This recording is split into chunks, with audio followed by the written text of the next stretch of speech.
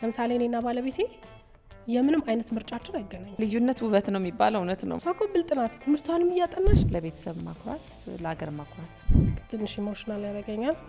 እግዚአብሔር ደግሞ የሚወደውን ሰው በብዙ መከራና በችግር ያሳልፍና ቴዲ አፍሮ ፐርፎርማንሶች ምናምን ሁሉ አይቻለሁኝ እዛ። እስቲ ንገሪኝ። ቆሞ መሄድ ቅንጦቴ የሆነበት ሰው ሲንበረከክ እኔ በጣም ነው የደነገጥኩት። አንድ ሰው አለሁልሽ ሲልሽ ምን ትፈልጊያለሽ? ከዛ በላይ አይደል? ከእግዚአብሔር ቀጥሎ በቃ ባለቤቴ ለደቂቃ ቤት ውስጥ ሊያየኝ አይፈልግም። ነጋ ሲል ይቻላል።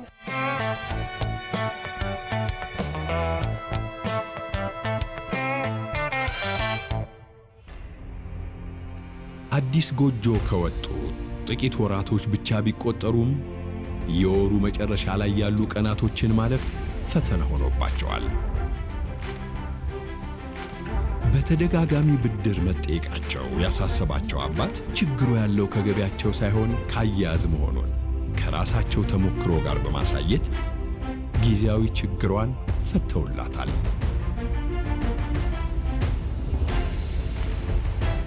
ደንበኞች ደንበኛ ብቻ ሳይሆኑ ቤተሰቦቻችን ናቸው ብሎ የሚያምነው ባንካችን ሁሉን በአንድ ባቀፈው ዳሽን ሱፐር አፕ በጀትን ለማስተዳደር የሚረዳውን በጀት የሚለውን አማራጭ በማቅረብ የዘላቂ መፍትሄው አካል ሆኗል። በተጨማሪም በዳሽን ሱፐር አፕ የቻት ባንኪንግ አገልግሎት መልእክትን ከመለዋወጥ ባሻገር የገንዘብ ልውውጥን በቀላሉ መከወን ያስችሎታል። በአንድ መተግበሪያ ብዙ ምርጫ። ዳሽን ሱፐር አፕ ከዳሽን ባንክ። ሰላም ጤና ይስጥልኝ። ይህ ቆይታ ከአምለሰት ጋር ነው። የዛሬ እንግዳችን አድርገን የጋበዝናት ጋዜጠኛ ናፍቆት ትዕግስቱን ነው። እንግዳችን ሆነሽ እዚህ ድረስ ለመጣሽ በጣም አድርገን እናመሰግናለን። እኔም በጣም አመሰግናለሁ። ጠፋሽ በጣም። አዎ ከሚዲያ ጠፋው።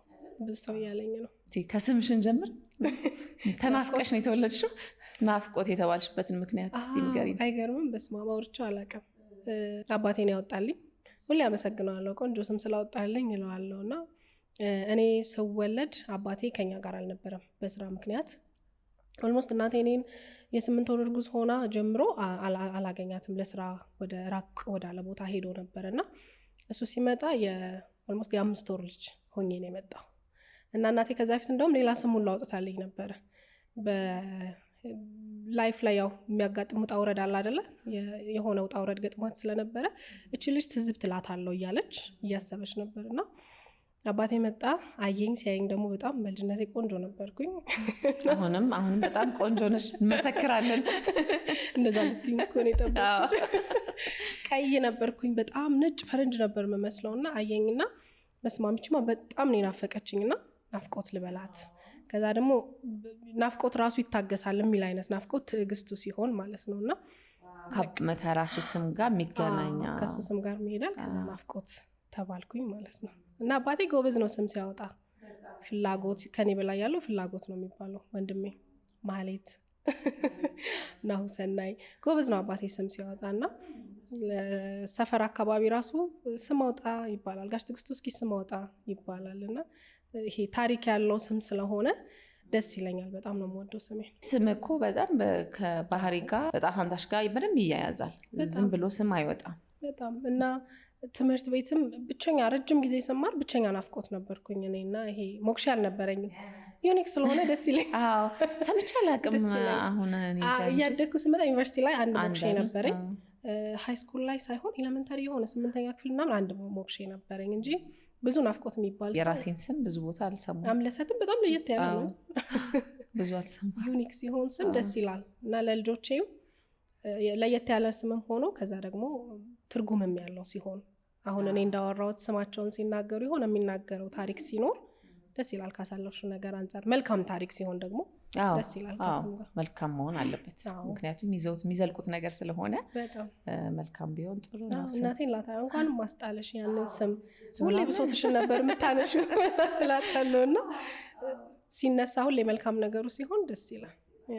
እስቲ ወደ ኋላ ልውሰድሽና ወደ ልጅነት ጊዜሽ ከቤተሰቦችሽ ጋር ያለሽ ግንኙነት፣ ከእህት ወንድሞችሽ ጋር ያደግሽበት አይነት ሁኔታዎች ምን ይመስል ነበር? የተወለድኩት ጉራጌ አካባቢ ነው፣ እንደጋኝ ይባላል።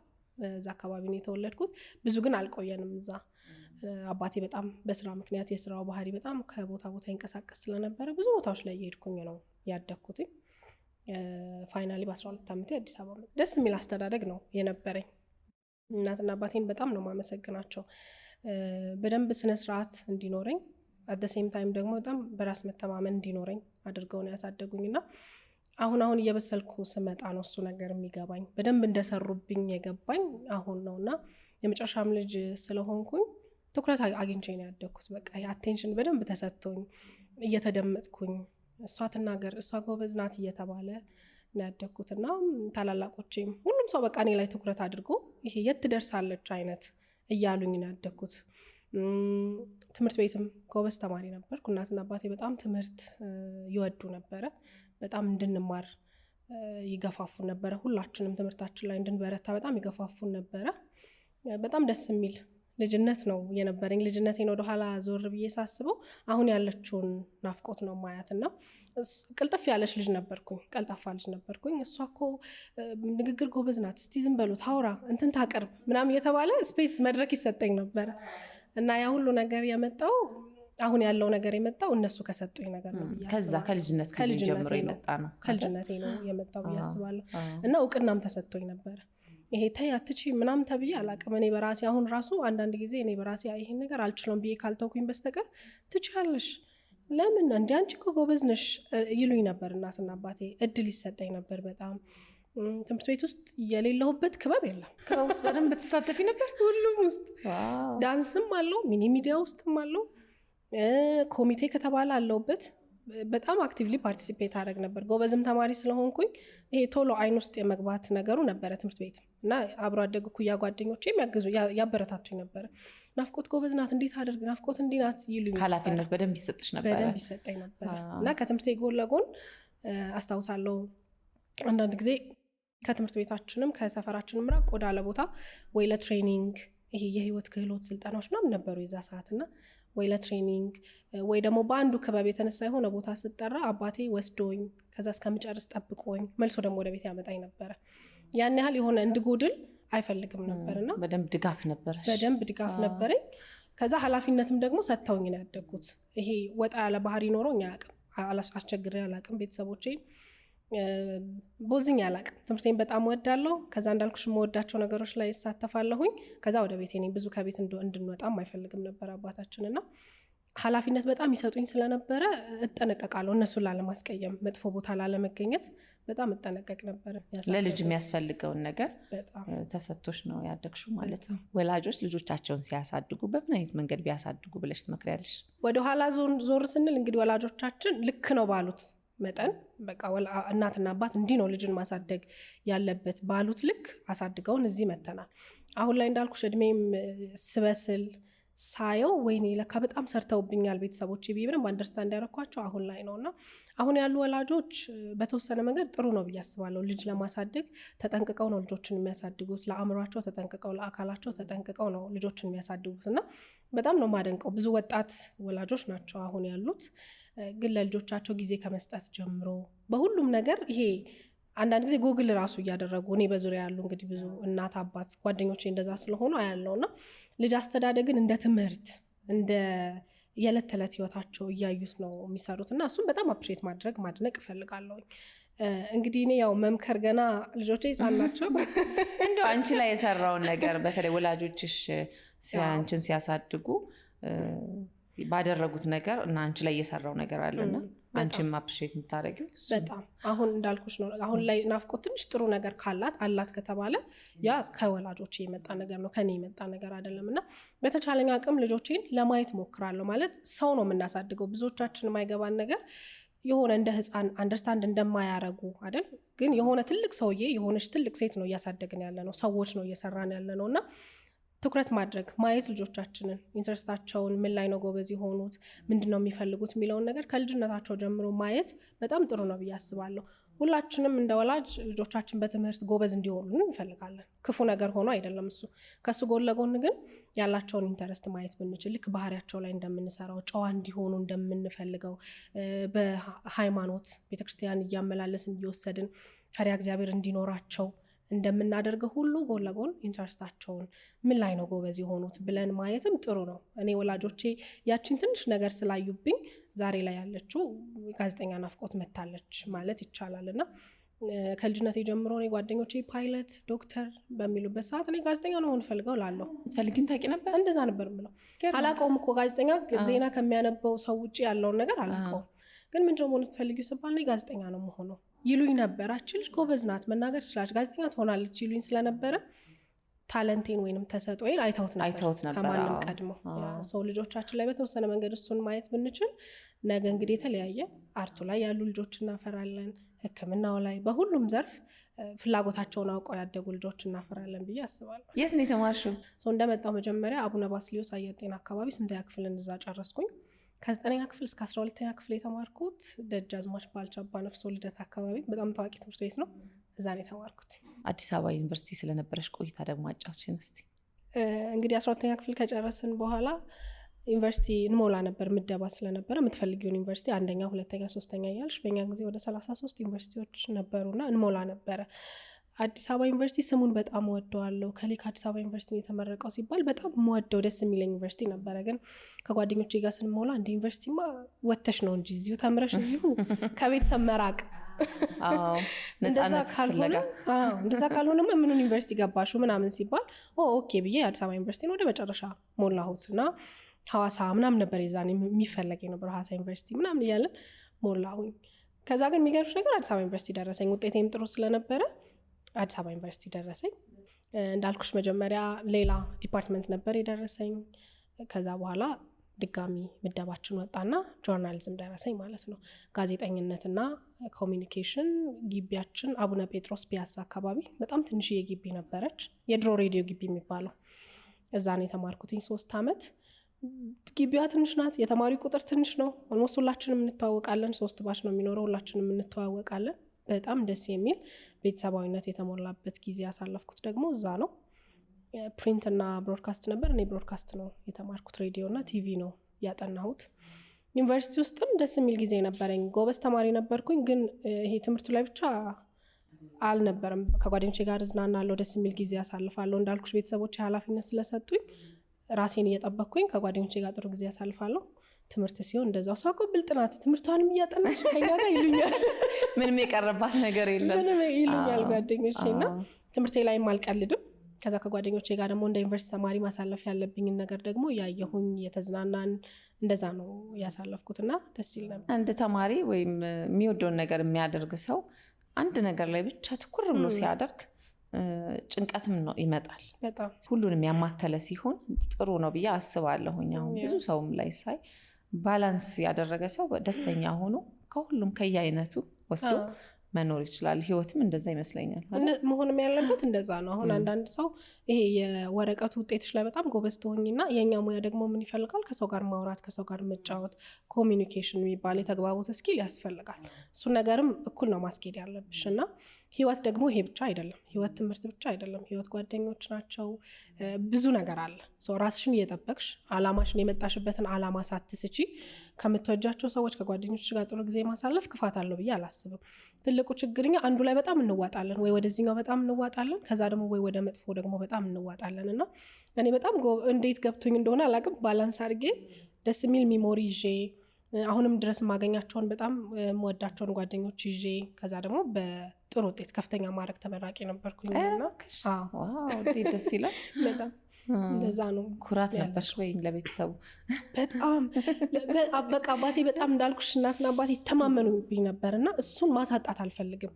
እቺ ልጅማ ጎበዝ ናት፣ በስማም ታኮራናለች ምናምን ስለሚሉ ኢቭን አባቴ የቤት ውስጥ ስራ እንድሰራ አይፈልግም። የሚገርምሽ ነገር ይሄ እንደ ሴት የቤት ውስጥ ስራ ቤት ማጽዳት፣ ምግብ መስራት ምናምን እንድሰራ አይፈልግም። ትምህርትሽ ላይ ታጥና ምናምን ነበር የሚለው።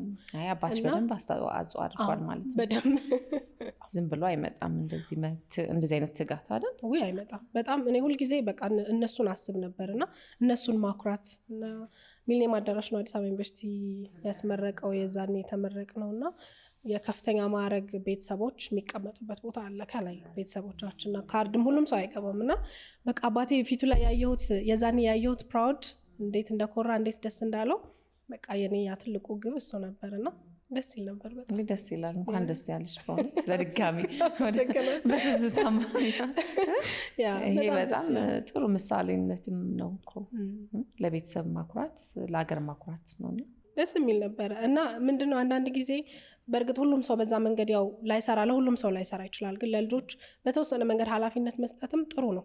አንተ እኮ ጎበዝ ነህ፣ የኔ ልጅ እንደዚህ በእንደዚህ አይነት ነገር አይሰናከልም ስትዩ ያችን ፕሮሚስ ኪፕ ለማድረግ ብዙ ርቀት ይሄዳል። ፍቅርም ስላለ እና የከፈሉትንም ዋጋ ታውቂያለሽ። በቀላል አይደለም መቼም ያደግነው ኢትዮጵያዊ ማህበረሰብ ውስጥ ስትኖሪ እናትና አባቶቻችን ደልቷቸው አይደለም በዛ ልክ ፕሮቫይድ የሚያደርጉት። እኔ የሚገርምሽ ነገር አሁን አንዳንድ ጊዜ አሁን ካሉ ጓደኞች ጋር ራሱ ሳወራ በጣም የሚገርም እኔ የድሃ ልጅ እንደሆንኩ ያወቅኩት እኔ ካደግኩ በኋላ እላቸዋለሁ። ማለት ቤተሰቦች በጣም ፕሮቫይድ ያደርጉልኝ ስለነበር ይሄ የፈለግኩትን ነገር ሁሉ ስልሽ የፈለግኩትን ስልሽ የሚያስፈልገኝን ነገር አያሳጡኝም። በጣምም ትኩረት ይሰጡኝ ስለነበረ ያለን ነበር የሚመስለኝ እላለሁ። እና ልጆቻችን ላይ ኃላፊነት መስጠት በቃ እሷ በጣም ወላጆቻችን እንግዲህ ለኛ ያልከፈሉት መስዋዕትነት የለም። ብዙ መስዋዕትነትን እየከፈሉ ራሳቸውን እየተው እየሰጡ ለኛ አሳድገውን እዚህ ደርሰናልና ይለያይ ይሆናል የዚህ ዘመን ዋጋና የዛኔ ይለያይ ይሆናል። ግን ልጅ ማሳደግ ቀላል አልነበረም የዛኔ እና የራሳቸውን ፍላጎት ወደ ጎን ትተው ላይገባን ይችላል የዛኔ። ግን አሁን እያደኩ የራሴንን ቤተሰብ መስርቼ ሳየው ምን ያህል ዋጋ እንደከፈሉ ይገባኛል እናትና አባቴና እሱን ዋጋ ላለማሳጣት ስል በቃ ትምህርቴ ላይ አልቀልድም ነበር። ያቺን ነገር ደግሞ ፈልጋት ነበር እናትና አባቴን ማኩራት ፈልግ ነበርና አኮራሽ በደንብ። ወደ ናፍቆት ደግሞ የራሷ ህይወት እንሂድና አሁን ባለቤትሽ ጋር እንዴት እንደተዋወቃችሁ አጫዎች። የፍቅር ጨዋታ ደስ ይላል እኮ አይደል? በጣም እኔ በጣም ነው ደስ የሚለኝ። ሁልጊዜ ብታነሹ የምትጠግቢው አይደለም። ከባለቤቴ ጋር የተዋወቅ ነው የኢትዮጵያ ቴሌቪዥን ስሰራ ነው።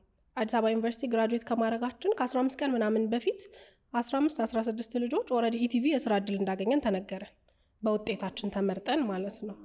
ስራ ለመፈለግም ብዙ አልተንከራተትኩም፣ ሲቪ አላስገባውም እና ተነገረን። ሐምሌ ላይ ግራጁዌት አደረግንና ነሐሴ ላይ ኢቲቪ ጠራን ማለት ነው። ከነበርነው ፈተና ነበረው፣ የስክሪን ፈተና ነበረው፣ የጽሁፍ ፈተና ነበረው። ሁሉንም ፈተና አለፍን። የተወሰኑ ያላለፉ ልጆችም ነበሩ።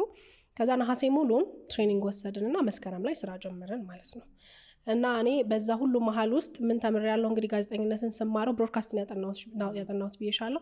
ስፔሲፊካሊ መዝናኛውን እንደምወደው ደግሞ ዩኒቨርሲቲ ውስጥ ዲስከቨር አረኩኝ። እንዴት ሆነ መሰለሽ? አሁን የመጀመሪያውን ዓመት 6 ወር ኮመን ኮርስ ከወሰድን በኋላ ፕሪንት እና ብሮድካስት ተብሎ ይለያል፣ ሬዲዮ እና ቴሌቪዥን። ከዛ ደግሞ የህትመት ተብሎ ይለያል። እኔ ወደ ብሮድካስቱ ገባው። ብሮድካስቱ ላይም ዝም ብዬ ያው ናፍቆትን ሳጠናት ሞር ወደ መዝናኛው ታደላለች። ዜና አለ፣ ብዙ ቁም ነገሮች አሉና እኔ ወደ መዝናኛው አደላሁኝ። ፍላጎቴ ወደዛ ሆነ። ኢትዮጵያ ቴሌቪዥን ከገባን ከተቀጠረን በኋላ እዛም የመምረጥ እድል ነበረ። ዜና የሚፈልጉ ልጆች ወደ ኒውስ ሩም ይሄዳሉ። ኢንተርቴንመንት የምንፈልግ ልጆች ደግሞ በእጣ ነበር። እንዳጋጣሚ ያገኙሽ ምን የጣ እድል የለኝም መሰለኝ፣ ዜና ደረሰኝ በእጣ ሲሆን።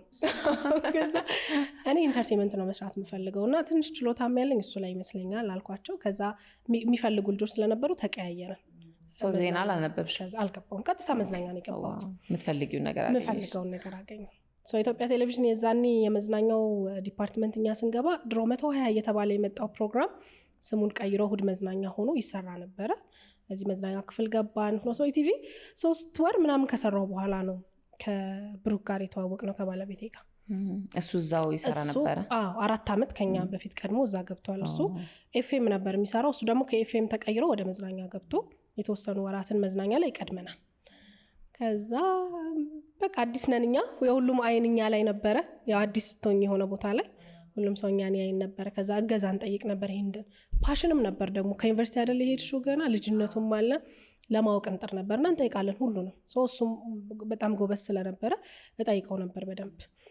ኤዲቲንግ እኔ በራሴ ቴክኒካል ነገሮችንም መስራት እወዳለሁ። የራሴን ፕሮግራሞች አሁንም ድረስ ራሴ ነኝ ኤዲት የማደርገው እና ኤዲቲንግ እሱ በጣም ጎበዝ ነው። ግራፊክስ በጣም ጎበዝ ነው እና የራሱን ፕሮግራሞች ራሱ ሰርቶ ራሱ ኤዲት አድርጎ ነው የሚያስተላልፈው። ከዛ ጎበዝ ነው የልጅ ቆይ ልጠይቀው ብዬ አንድ ጊዜ የእንትን ነበረ የኤዲቲንግ ሩማችን ወይ 2 ሰው ወይ 3 ሰው ነው አንድ ላይ የምትሆኙና እሱ ፊልድ ሄዶ የሆነ ፕሮግራም ሰርቶ መጥቶ ኤዲት እያደረገ ነው። እኔም ደግሞ የመጀመሪያ ፕሮግራሚን ኢቲቪ ገብቼ ሾው-ቢዞች ነበር የምንሰራው። እንደገባሽ ይሄ ቀጥታ ተልከሽ ካሜራ ይዘሽ ቀርጸሽ አትሰሪም። የውጭ ፕሮግራሞች ትርጉም እየሰራሽ እያነበብሽ ነው የምትሰሪ። ከዛ የመጀመሪያ የፕሮዳክሽን ስራ የውጭ ወጥቼ የሰራሁት ከፊልም ጀርባ የሚል ነው እና ከፊልም ጀርባ ያሉ ሰዎች ነው የካሜራ ባለሙያዎች ዳይሬክተሮችን ኢንተርቪው አድርጌ እየሰራሁኝ ነውና ለአጋጣሚ ኮምፒውተራችን አጠገብ ላጠገብ ነበረ። ሶስቱም የራሱን ይሰራል፣ እኔም የራሴ እንዲያግዘኝ ጠየቅኩት። ግራፊክስ ጎበዝ ነበር እንዳልኩሽ፣ እሱ ያሳየኛል፣ ኤዲቲንግ ያሳየኛል ምናምን። አንድ ሳምንት ምናምን እንደዛ አለፈ ማለት ነው። በዛ መሀል መግባባት መጣ፣ አብረን ቡና መጠጣት፣ ለረፍት ማውራት ምናምን መጣና በቃ እንደ ጓደኛ እኔ እንጃ እንዲሁ ሄደ ነው የሚባለው ነገሩ። ይሄ በራሱ ፍሎ ሪሌሽንሺፑ ራሱ በራሱ ፍሎ ሄደ። በጣም ብዙ ነገራችን ኮኔክት አደረገ ሁለታችንም።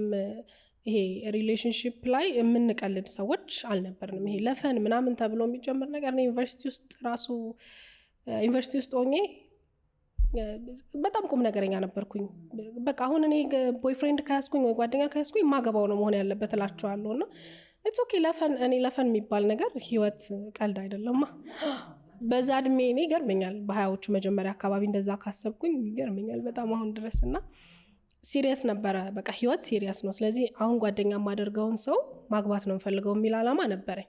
እና ብዙ ይሄ በፍቅር ውድቅ የምል ሰውም አልነበርኩም ግቢ እያለሁኝ። ያን ያህል የፍቅር ታሪክም የለኝም ዩኒቨርሲቲ ውስጥ ሆኜ።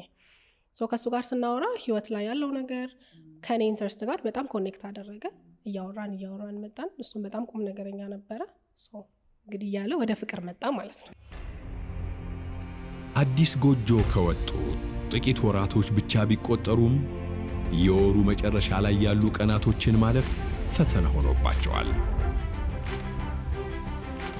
በተደጋጋሚ ብድር መጠየቃቸው ያሳሰባቸው አባት ችግሩ ያለው ከገቢያቸው ሳይሆን ካያያዝ መሆኑን ከራሳቸው ተሞክሮ ጋር በማሳየት ጊዜያዊ ችግሯን ፈተውላታል።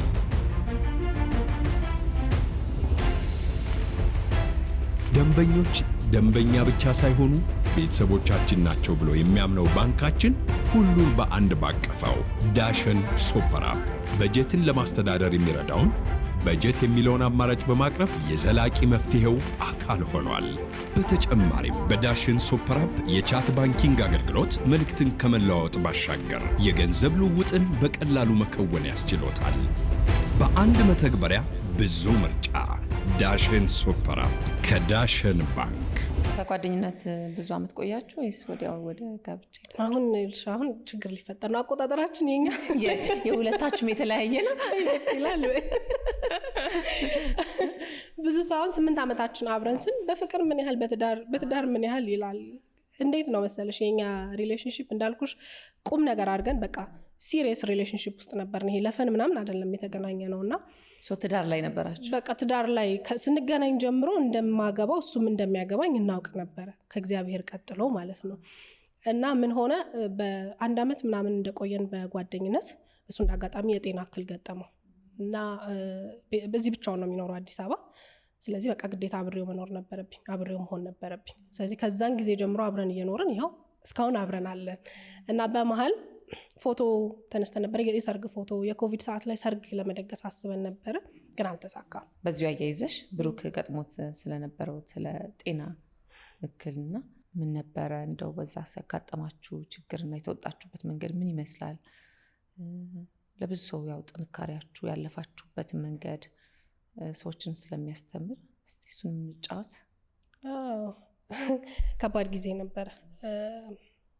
ትንሽ ኢሞሽናል ያደርገኛል ስላለፈ። አሁን ተመስገን ብለን በረከታችንን ነው የምንቆጥረው። እንደ ቤት ውስጥም ብዙ እንደይሹ አናነሳው አይደለ? እኔ ትንሽ ያው ኢሞሽናል ሰው ስለሆንኩኝ እንጂ እንደ ችግርም አናነሳው። ምክንያቱም ከዛ በኋላ ነገሮች ኮምፕሊትሊ ወደ መልካም ነገር ነው የተገለበጡት። በረከት ነው የሆነው። ያ ሁሉ ችግር ለበጎ ነው የሆነው። እግዚአብሔር ቃል ነው እንግዲህ ለበጎ ነው የሆነልን ሁሉም ነገር። እና ይሄ እንደ ችግር ብዙ ጊዜ የምናነሳው አልነበረም፣ ግን በወቅቱ ፈታኝ ነበረ። ገና ጓደኝነት መጀመራችን ነው። ልጅ ነኝ እኔ፣ እሱም ያንግ ነው፣ ወጣት ነው። በጣም በቃ የሚጥር አይነት ወጣት ነበረ። ይሄ ህልም ያለው እኔ በጣም እንደወደው የሚያደረገኝ አንዱ እሱ ነው። ህልም ያለው ሰው በጣም ደስ ይለኛል። የሆነ ግብ ያለው ሰው በጣም ደስ ይለኛል። እና በጣም የሚጥርበት ለህልሙ የሚኖርበት የሚሮጥበት አይነት ታይም ላይ እንደዚህ አይነት ነገር ተፈጠረ። መጀመሪያ አላወቅንለትም። ችግሩን ለማወቅ ራሱ ወደ 1 አመት ፈጅቶብናል። አልታወቀም። ተገቢውን ሕክምና አላረገም ነበር። ብዙ ሆስፒታል ሄደናል። በጣም ብዙ ሆስፒታል ሄደናል። የተለያየ ነገር ነበር የሚሉን። በቃ በሽታውን ማግኘት አልተቻለም ነበረ። መጀመሪያ ዝም ብሎ ግሬን እንደመደንዘዝ አይነት ነገር ብሎ ጀመረው።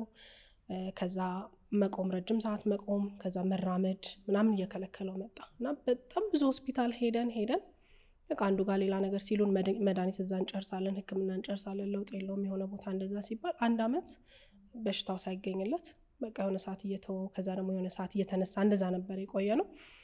ከዛ መጨረሻ ላይ አንድ ዶክተር ነው ያገኘለት በትክክል ምን እንደሆነና የዲስክ መንሸራተት ነበረ። የዲስክ መንሸራተት ብቻም አልነበረም፣ ዲስኩ ተንሸራቶ ነርቭም ተጭኖታል። እኛም ይመስለን እግር ላይ ስለነበር ህመሙ ወገቡ ላይ ህመም አልነበረው። ከእግር ጋር የተያያዘ ነገር ነበር የሚመስለን፣ ግን ችግሩ ያለው ወገብ ላይ ነው። ዶክተር ብሩክ ላምጲሶ በጣም በጣም ሁልጊዜ አመሰግነዋለሁ። በጣም በጣም የሚገርም ሰው ነው። እግዚአብሔር እድሜና ጤና ይስጠው። ጥቁር አንበሳ ስለነበረ ወደ እሱ ሄድን፣ ዶክተር ብሩክ ጋር ሄድን። እሱም አየው፣ እዛ ያሉ ባለሙያዎችም አዩት። ይሰራል ኢትዮጵያ ውስጥ ህክምናው በዛ ሰዓት ይሰራ ነበር፣ ግን በጣም ሪስኪ ነበረ። 26 ዓመቱ ነበር ይሄ ነገር ሀፕን ሲያደርግ። እሱ ወጣት ነው እና አቅሙ ካላችሁ ወታችሁ ብትታከሙ የተሻለ ነው። ከዛ የምንሰማቸው ደግሞ ብዙ እንደዚህ አይነት ነገር ተሰርተው ኢቨን ሌላ ሀገርም ተሰርተው ብዙ የረጅም ጊዜ ጉዳት የገጠማቸው ሰዎችን ሰምተናል። በጣም ከባድ ነው ሰርጀሪው። የሆነች ነገር ሳትካለች በቃ ፓራላይዝድ ሜልክ ፓራላይዝ ልትሆኝ ትችላለሽ የሚል አይነት ኢንፎርሜሽን ስለነበረ ወደ ውጭ መውጣት እንዳለበት ተወሰነ፣ ዲሳይድ ተደረገ። ከዛ እንግዲህ ያው እግዚአብሔር መልካም ነው። የሆነ ነገር ሲመጣ መፍትሄውንም አብሮ ነው የሚሰጥሽ።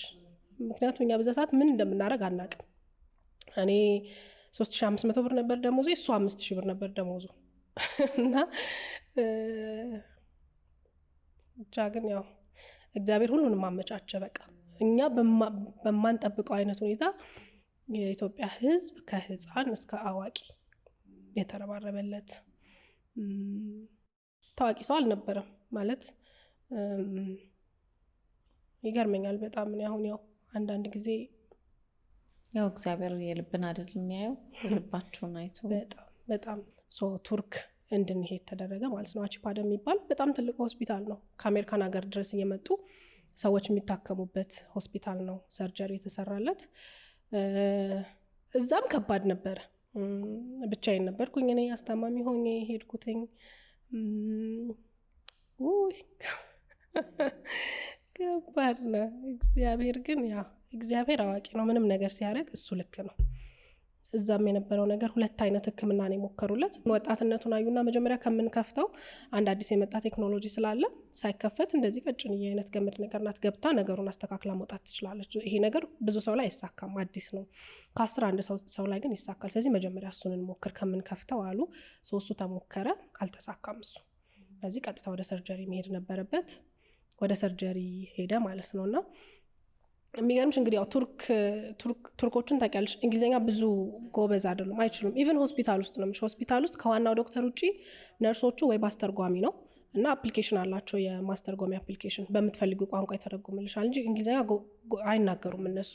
እና በጣም ነው የሚጨንቀኝ፣ ግራ የሚገባኝ። ፕሮግረሱ እንዲነግሩኝ ምናምን እፈልጋለሁ፣ መጠየቅ እፈልጋለሁ። ሰው አስተርጓሚ ይመጣል ወይም የሆነ ኮል ሴንተር አለ፣ ይደውሉና አሁን የምነግርህን ንገራት ይሉታል። ከዛ ይነግረኛል። እንደዛ ነበር ኮሚኒኬት የምናደርገው። እና የሰርጀሪው ቀን ኦልሞስት ወደ 4 ሰዓት የፈጀ ሰርጀሪ ነበረ ያደረገው። ውጭ ቁጭ ብዬ እጠብቃለሁ። በጣም ከባድ ነበረ እና በመሀል 1 ሰዓት ተኩል ወይ 2 ሰዓት አይ ቲንክ 2 ሰዓት ከሞላ በኋላ ወጡ። ብዙ ሆነው ወጡ። ተከፈተ በሩ፣ እንደዚህ በጣም ትልቅ ነውና ተከፈተና ብዙ ነርሶች ምናምን ሆነው ወጡና በብልቃጥ ነገር እንደዚህ ይዛልኝ ወጣችና ጠራችኝ እኔም በምልክት። ከዛ ሄድኩኝና ሰጠችኝ። ከዛ ኢሲሆኬ አልኳት። ከዛ አላችኝ እንግዲህ አልተረዳችኝም ይሁን አላቅም ስትለኝ በቃ እኔ ሞቶ የሆነ ነገር የምሰጠኝ ነው መሰለኝ። ማን ያዘኝ እኔ በሰው ሀገር እና መተው አረጋግተውኝ። ከዛ ዶክተሩ መጥቶ ነው ይሄ የወጣው ዲስክ ነው የሰጠችሽ፣ ታዲያ ኢሲኦኬ ስላት የሳትለኝ ማትስት ምናምን እያልኩኝ በጣም ከፋኝ፣ አለቀስኩኝና ደህና ነው አሉ። ከዛ ወጣ። እግዚአብሔር ግን በጣም መልካም ነው። በቃ እግዚአብሔር ሁሌ ነው ማመሰግነው። እኔ ወጥቶ ሰርጀሪው ከተሰራለት ከ6 ሰዓት በኋላ ቆሞ ይራመድ ነበር እና በቃ ሁሉ ነገር ተቀየረ፣ ሁሉ ነገር። እና እንግዲህ በመሀል ብዙ አስቸጋሪ ነገሮችን አልፌልሽ ነው ምን ያህል ከባድ ሊሆን እንደሚችል። መቼም እንደዚህ አይነት ውጤታማ የሆነ ነገር በአንድ ጀንበር ወይ ደግሞ በአንድ ጊዜ በቀላል ነገር አይገኝም። ብዙ ሂደቶችን እንዳለፍሽ በጣም መገመት አቀት። በጣም ብዙ ለቅሶች ብዙ እንባ ነበረ። ከዛ በኋላ እግዚአብሔር ነገሮችን ሁሉ ለበጎ እየቀየረ ሰው እያዘጋጀልን እንግዲህ አለፈ። አይዞሽ አሁን እኮ አለፈ። ደስ የሚል ነገር ነው። እግዚአብሔር ደግሞ የሚወደውን ሰው በብዙ መከራና በችግር ያሳልፍና እንደዚህ ይክሳል። ሰው የምታመሰግኝበትም እንደዚህ የምትመሰክርበትም ቀን መጣ ማለት ነው። ደስ ይላል። ሰው የምናመሰግንበት የምናለቅስበት ሳይሆን ማለት ነው። ሳስበው ያው እንዳልኩሽ እኔ ትንሽ አልቃሻ ስለሆንኩ እንጂ ሁሌ ሳስበው መልካም ነገሩ ነው የሚታየኝ። ከዛ ችግር በኋላ እግዚአብሔር የካሰን ነገር ይበልጣል እና እግዚአብሔር ይመስገን። በጣም አሁን ባለቤትሽን ብሩክን አስታመሽ ከዛ ተመለሳችሁ ማለት ነው ወደ አዲስ አበባ? ከዛ ሰርጀሪውን ካደረገ ከተወሰኑ ቀናት በኋላ እዛው ቱርክ ነው ቀለበት ያደረገልኝ። አስቦበት ነው ተዘጋጅቶበት አልነበረም እውነት ለመናገር ግን ለራሱ ቃል ገብቶ ነበር እንግዲህ ቆሜ ሄጄ የሚል ፕሮሚስ ነበረውና እንዳልኩሽ እግዚአብሔር ነገሮችን አፈጣጠንና ይሄ የመዳን ፕሮሰሱን በጣም ፈጣን ነበረ። በቃ ሐኪሞቹም ከሚጠብቁት ቀን በፊት እሱ በጣም ጥሩ ፕሮግረስ እያሳየ ነበርና ክትትላችን አልጨረስንም። እዛው ክትትላችንን እያደረግን ያለ ከቀናቶች በኋላ እንግዲህ እሱ ለምን አገሩን ዞር ብለን አናይም? አሁን በደንብ መራመድ ችያለሁኝ። የዛኔ በደንብ ይንቀሳቀሳል ያለምንም ችግር መንቀሳቀስ ጀምሮ ነበርና ሾፒንግም እንውጣ እኛው ከተማውን ምናምን ብለን የወጣ ነው። እሱ ሰርጀሪ ካደረገ ከቀናቶች በኋላ ነበር። በዛ መሀል እንግዲህ እሱ ሸወደኝ። ቀለበት ገዛ። ከዛ እንትን አልነበረንም እንዳልኩሽ ጓደኝነቱ ላይ ቶሎ ነው ቻሌንጅ የገጠመን የፍቅር ግንኙነቱ ላይ እና ይሄ እንደ አዲስ ፍቅረኛ ይሄ እንትና አልነበረንም። የደስታ ጊዜ ነው የሚባለው ፕሮፐር ዴትም አልነበረንም። በቃ የህይወት እንትን ውስጥ ነው የገባ ነው ኢሚዲየትሊ ህይወትን ታግሎ ወደ ማሸነፍ ወዲያው ነው የገባችው። ወደዛ ነው የገባ ነው። ከዛ ይሄ ደግሞ የእሱ ጤና እክል ደግሞ መጣ። ቻሌንጆች ነበሩ፣ ሌሎች ቻሌንጆችም ነበሩ። የጤና እክሉ ደግሞ በቃ ሁሉንም ነገር ነው አይደል? የሰው ልጅ ብዙ ችግር ሊኖርበት ይችላል። የጤና ችግር ከመጣ ግን በቃ ዋናው ችግርሽ እሱ ነው የሚሆነው፣ ከምንም ችግር አይበልጥም። ከዛ ፎቶ የለንም እንደ ፍቅረኛ እኮ ፎቶ የለንም። ይሄ ወይ በስልክሽ የምትነሹ ካልሆነ በስተቀር ፕሮፐር ፎቶ እኮ የለንም። ለምን ፎቶ አንነሳም የሚል ሀሳብ አመጣ። ከዛ አብረን የገዛሁት ማች አድርገን ፎቶ እንነሳለን ብለን ልብስ ገዛን አብረን ምናምን። በዛ መሀል እሱ ቀለበቱን ገዝቶ ነበረ። በቃ ፎቶ እየተነሳን ነው እዛው ተንበርክኮ ቀለበቱን ያደረገልኝ ማለት ነው። ምን አይነት ስሜት ነበር የተሰማሽ? እኔ ደንግጬ ነበር። አንደኛ መንበርከክ የሚለው ሀሳብ ለእኛ ከባድ ነው። ምክንያቱም እንዳልኩሽ ታማሚ ነው። ቆሞ መሄድ ቅንጦቴ የሆነበት ሰው ሲንበረከክ እኔ በጣም ነው የደነገጥኩት። ያ መሀል ተነሳና ቀለበት እንደዚህ ሲል እየቀለደ ብዙ ጊዜ ስለሚቀልድ እየቀለደም ነው የመሰለኝ። ተነስ ያመሃል እያልኩት ከዛ ቀለበቱን ሳየው አላመንኩም። እና ፎቶ የሚያነሱን ሰዎች ቱርኮች ናቸውና እነሱም እዛ አበባ ይዘው ነበር። እንደዚህ አበባ በተኑልን ምናምን ተባበሩን በባዕድ ሀገር። ደስ ይላል። ግን በተጨነቅሽበት ነገር ደስ የሚል ነገር ነው። አብሮ የመኖር መንገድ ጀመራችሁት ማለት ነው። በቃ የዛኔ ተጀመረ። ከዛ ኢትዮጵያ መጣን፣ ሽማግሌ ተላከ፣ አብረን መኖር ጀመርን። ከዛ ወዲያው ኮቪድ ገባ። ሰርግ ማድረግ ምናምን ትንሽ ሰርጉንም ያን ያህል እኔ ሰርግ በጣም ወዳለሁ። የሰርግ ድግስ አሁንም አላቅም ያልወጣልኝ እንደሚያስብበት በዚህ አጋጣሚ አሁን ሁሌ ነው የምለው። እኔ 10ኛ ዓመት የሚሆን 20ኛ ዓመት እኔ ሰርግ ወድ ነበር። ሰርግ ደግሞ ስልሽ በቃ ድብልቅልቅ ያለ ሰርግ ነበር የምወደው የምር። እና አልሆነም። ያ አትሊስት ምን እናድርግ የተወሰኑ ሰዎችን ጠርተን ያገዙንን ሰዎች እንኳን እናመስግን የሚል ሀሳብ ነበረን። እሱም አልሆነም። ብዙ ሰው መሰብሰብ የተከለከለበት ሰዓት ስለነበረ በቃ በፎቶግራፍ ብቻ አለፍ ነው። እና ያው ከእግዚአብሔር ጋር እንግዲህ በ2 ልጆች ተባርከን እየኖርን ነው። 8 ዓመታችን አብረን እንግዲህ ጠቅላላውን ነው 8 ምልሽ አብረን አለ። የሚገርም የፍቅር ታሪክ ነው። መጽሐፍ የተረክሽልኝ ነው መሰለኝ። የእውነት በዚህ ደረጃ አላውቀውም ነበረ። አይገርመኝም ማለት የሆነ የምትወጂው ሰው ማለት ሰው እኮ ማያውቀውንም ሰው ከመንገድ አንስቶ ምናምን ያስታምማል። ሰውነት ማለት ያ ነው። በእርግጠኝነት በሱ ቦታ እኔ ብሆን ኖሮ እኔ ካረኩት በላይ እንደሚያደርግልኝ እርግጠኛ ነኝ። እናትሽ ስትታመም እንደምታስታመሚው፣ አባት፣ እህት፣ ወንድም ሲታመም እንደምታደርጊው በቃ የኔ ያልሽው ሰው የምትወጂው ሰው ግዴታዬ ነው። እኔ ልመሰገንበት ምናምን የሚገባ ነገር አይደለም። ግዴታዬ ነው። ደስ ብሎሽ የምታደርጊው ነገር ነው። ውዴታ ብቻ አይደለም ግዴታም ነው አይነት ስሜት ነው ያለውና እንዳልሽው ይሄ ምስጋናም የምትጠብቂበት ነገር አይደለም። ግን ደግሞ እንደዚህ ለእኛ ለምንሰማው ሰዎች ደግሞ የአንቺ ትዕግስት፣ የአንቺ ብርታት፣ የአንቺ ደግሞ የከፈልሽው መስዋዕትነት እሱንም ያድነዋል። ከሕክምናው በተጨማሪ አይምሮን በደንብ እያከምሽው ነበር። አለውልህ መባል እኮ ትልቅ ነገር ነው። በቃ አንድ ሰው አለውልሽ ሲልሽ ምን ትፈልጊያለሽ ከዛ በላይ አይደል? ከእግዚአብሔር ቀጥሎ ሰው ነው የሚሰጠን እግዚአብሔርና ሰው ሰጠው ማለት ነው። ናፍቆትን እግዚአብሔር ይመስገን እንትን ነው። በተለይ ደግሞ ይሄ አለመንቀሳቀስ የሚይዝሽ አይነት ህመም ሲሆን ከባድ ነው ለወጣት። ለዛውም እሱ በጣም ነው የሚሮጠው ስልሽ በቃ ልቡ መንፈሱም አሁንም እንደዛው ነው። የስራ ሰው ነው። የሆነ ስራ እየሰራ እረፍት ማድረግ አይችልም። ሌላም ስራ የሚያስብ አይነት ሰው ነው እና እንደዛ ስለማቀው በጣም ልብ የሚነካ ልብ የሚሰብር ነበረ። ግን እሱም ደግሞ በጣም በእግዚአብሔር ላይ እምነት ነበረው እንደሚድን በደንብ ያምን ነበረ። ግን እንደዛም ሆነሽ አንዳንድ ጊዜ ስሜታዊ የምትሆኝባቸው ደግሞ ጊዜያቶች ይኖራሉ። ሰው በዛ ሰዓት ሰው ያስፈልግሻል። በደንብ ሰው ያስፈልጋል። አይዞ ትድናለህ ምናምን የሚል ሰው በደንብ ትፈልጊያለሽ። በዚሁ እኛ እንዲህ ስንጫወት ስናወራው ስናነሳው የሚሰሙ ሰዎች አሉ።